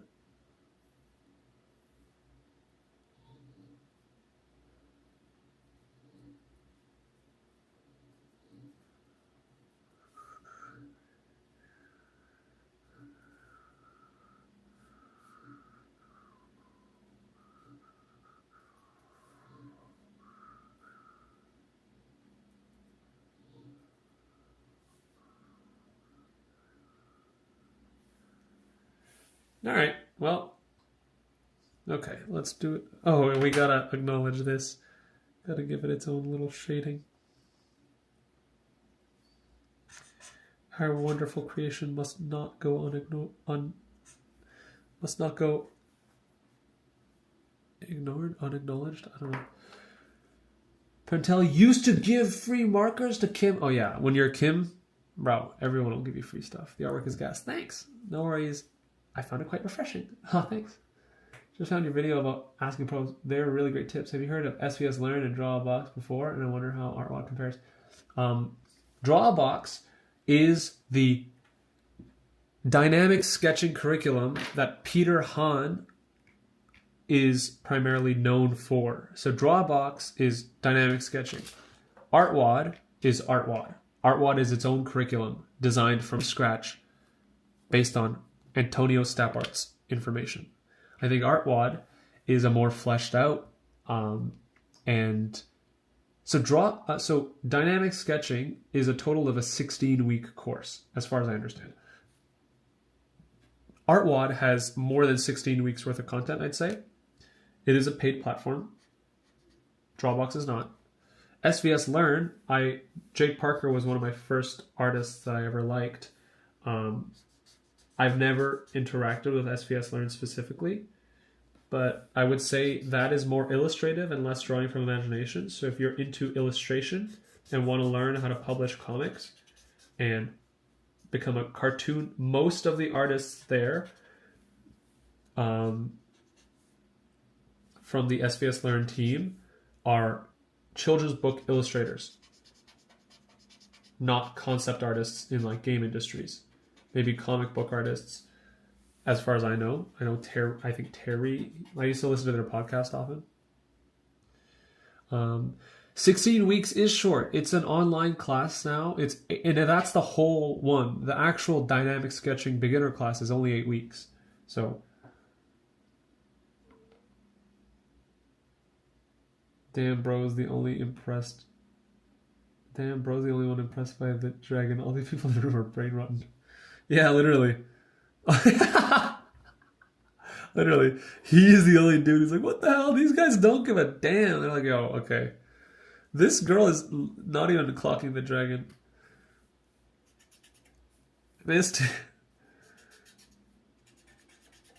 He's the only dude who's like, yo, are y'all seeing this or am I tripping? What is going on? Because someone's got to acknowledge this.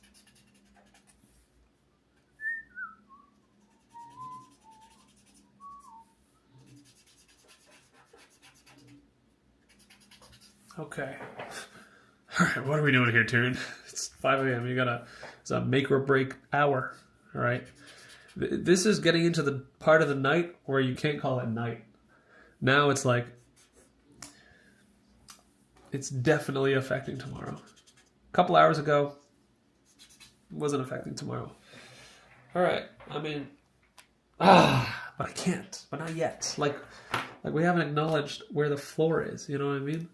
Like, where's the floor? So all we're going to do is, right? All we're going to do.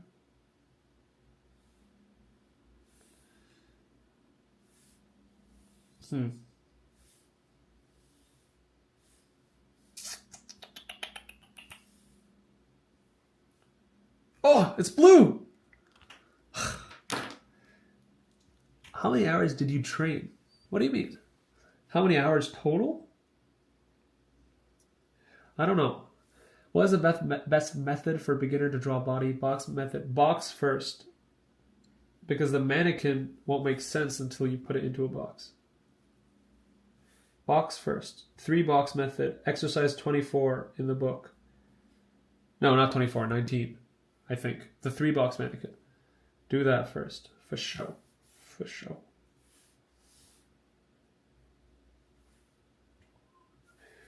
I didn't even finish his wings. I don't know what these wings are going to be, but let's just do that. Let's just do that. Let's just do that. Let's just do that. Just something like that. And then let's...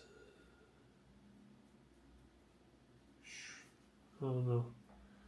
We don't got to worry about it out that far out. You just gotta not make it look dookie.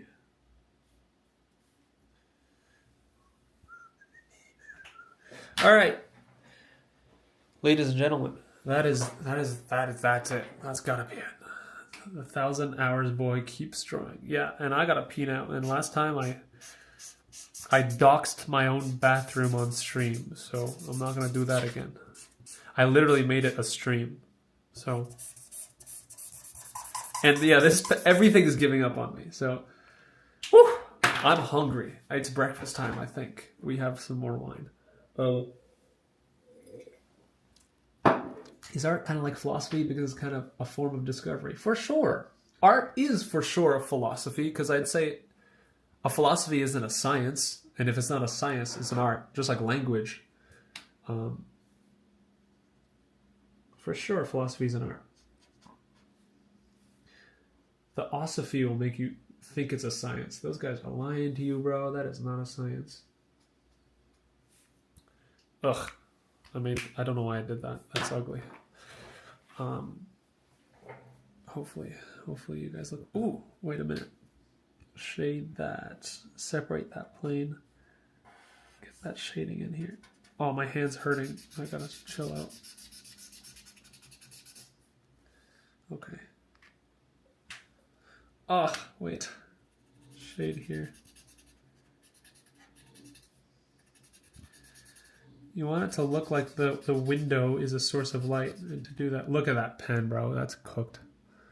To do that, you got to give everything else more shadow.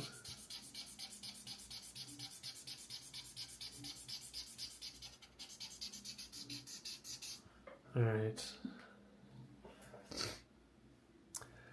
What the hell? Bathroom? Glad to have caught your stream. Drinking alcohol marker stream when? Drinking alcohol marker stream. Jeez. I was like, drinking alcohol marker stream. Thought that's what you were saying. What's best with the Professor Shadow? Oh! Professor Shadow. What a legend. What a legendary save here. What a legendary catch. Who is that? Evil Armor. Well, you were my coat of armor in this stream because you just saved me from a death blow on the Instagram. All right. This would have been, what a blunder it would have been had I forgot. Ah, look at that. So much more. Thank you. Thank you. You caught it. You caught it when no one else did. And for that, I'm very grateful. Oh, I can't believe you guys are listening to this sound. 86 people, huh? That's crazy work. That is some crazy work, guys. 86 people listening to me yap. Thanks, guys. Thanks. I hear something at my door. A person just walked by or something, but that's creepy. I don't like it. These doors are not soundproof at all.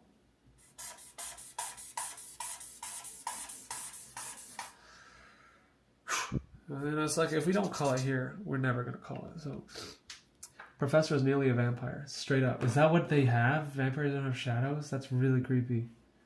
What perspective videos do you recommend for 25 exercises? Like, what's the minimum perspective? I'm about to release that video next week. My boy, my bruh. Bikini bottom 420. I'm about to make a perspective video next week that should teach you. It's going to be basic, but like logical. It's going to be about the horizon line. Are you American? No, I'm not. That's great. Thanks so much. Love your videos. Love seeing this live too. Thanks. Is this on Bristol board? No, it's on paper, baby. It's on paper.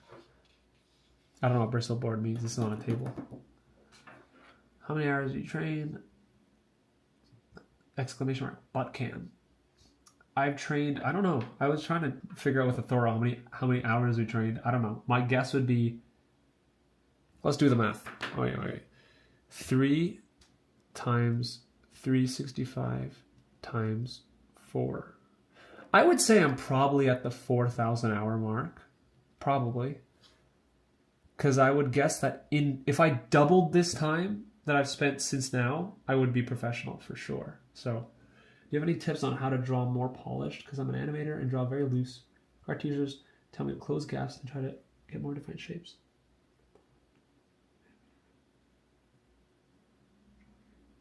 I would say always close your lines. The second you close your lines is the second you are forced to decide overlap. Bristol is thick paper. Why is it called board? Sounds like a... No, that's not on me. That's on the naming. Bristol board is thick. No, this is literally copy paper. The cheapest copy paper. When you start overlapping your lines, things will look less loose because you're defining every shape. When you define every shape, it forces you to consider overlaps and ambient occlusions, and you'll just find you probably get a more refined look with your work in that sense. But this was like drawing, like this could be a drawing right now. You could just, if you're bored, you could just, the idea with, I think, longevity in art, and this is tying into Noah asking what's the meaning of art. I think it's just having fun and like expressing, and it's a, you got to think about it like any game. I enjoy playing Valorant because I enjoy thinking through sort of the decision tree and executing a good decision over a bad one. That's what drawing is too. You have a bunch of decisions. The decisions are, where do you overlap your line? And good decision makers can execute high-level decisions at a rapid pace. Kim Jong-gi, Peter Han, they are just thinking very well. They've designed a system for their thought process that is effective and intuitive. So the game of drawing for me, and why it's more fun, the process. See, I just finished this. I don't care about this drawing. I don't care of the actual piece. I like this. I like the thinking. Any line you start has a story behind it. And it's just about thinking fluidly and closing the lines and making it feel like this thing really exists. So in my mind, this drawing is just as successful as this drawing, even though this one is more interesting to people. Because here I'm thinking about overlaps and I'm thinking about depth. And that's all that drawing is. Everything here is just the same thing. So I could keep drawing. I do want to, but just something tells me that I shouldn't be up at 5:20 a.m. Well, I sleep. I don't know. I'm going to call my parents. But guys, this is a pleasure. I just, at some level, I feel like 90 people. What a you guys are awesome. You guys are awesome. Thank you. Thank you. I'm not going to want to watch this back because I'm going to see the way my facial reactions are. I don't know why I just stuck my tongue out. I'm sorry. I don't think it's a good thing. I don't think it's a good thing to measure progress with time spent. I agree with you, sure, Zando, for sure. Because you can spend 10 hours trying to draw well, but if you spent 10 hours studying dumb things like how to draw the fold of a shoe, then you're probably not going to know how to draw anatomy. If you spent half the time learning the better things, then it's like if you tried to learn how to play soccer by dribbling, you'd be a better soccer player than trying to learn how to play soccer by only headbutting. If you headbutt all the time, it's not going to make you better. Bro, you that think that fun. Bro, that think that fun. Bro, you think that's fun? Sleep? I'm going to call you. Remember to save and quit, sir. Oh, let me say that. All right, boys and girls and everyone else. Thank you for joining the stream. I'm pretty sleep deprived for sure. But yeah, we went through a saga today. This was a saga. We opened a can of worms that we'll have to close. Dogs. For sure, Jules. Yeah, for sure. Dogs. Mitch, Nova, Elder, Jules, Noah, Evil Armored, Dege, Alexander, Bikini, Bottom, Mina Meep, Pee. Thank you for joining, guys. No, I just came. Ali Hop. I'm sorry. It's too late in the night. Bro, can you do one live stream on how to draw body using box method? That's my first stream ever, bro. Like, that's my first mannequinized. Like, that already exists. Although, I mean, I can do it again. I'd be happy to do it again. Thanks a bunch. Get some good rest. Thank you. You on video got me improved so much, bro. Came in like Messiah. Wow. I don't know if I can take that, but thank you. That was a great stream. Thank you, Alexander. Have a good night, Elder Pops. Peace, everybody.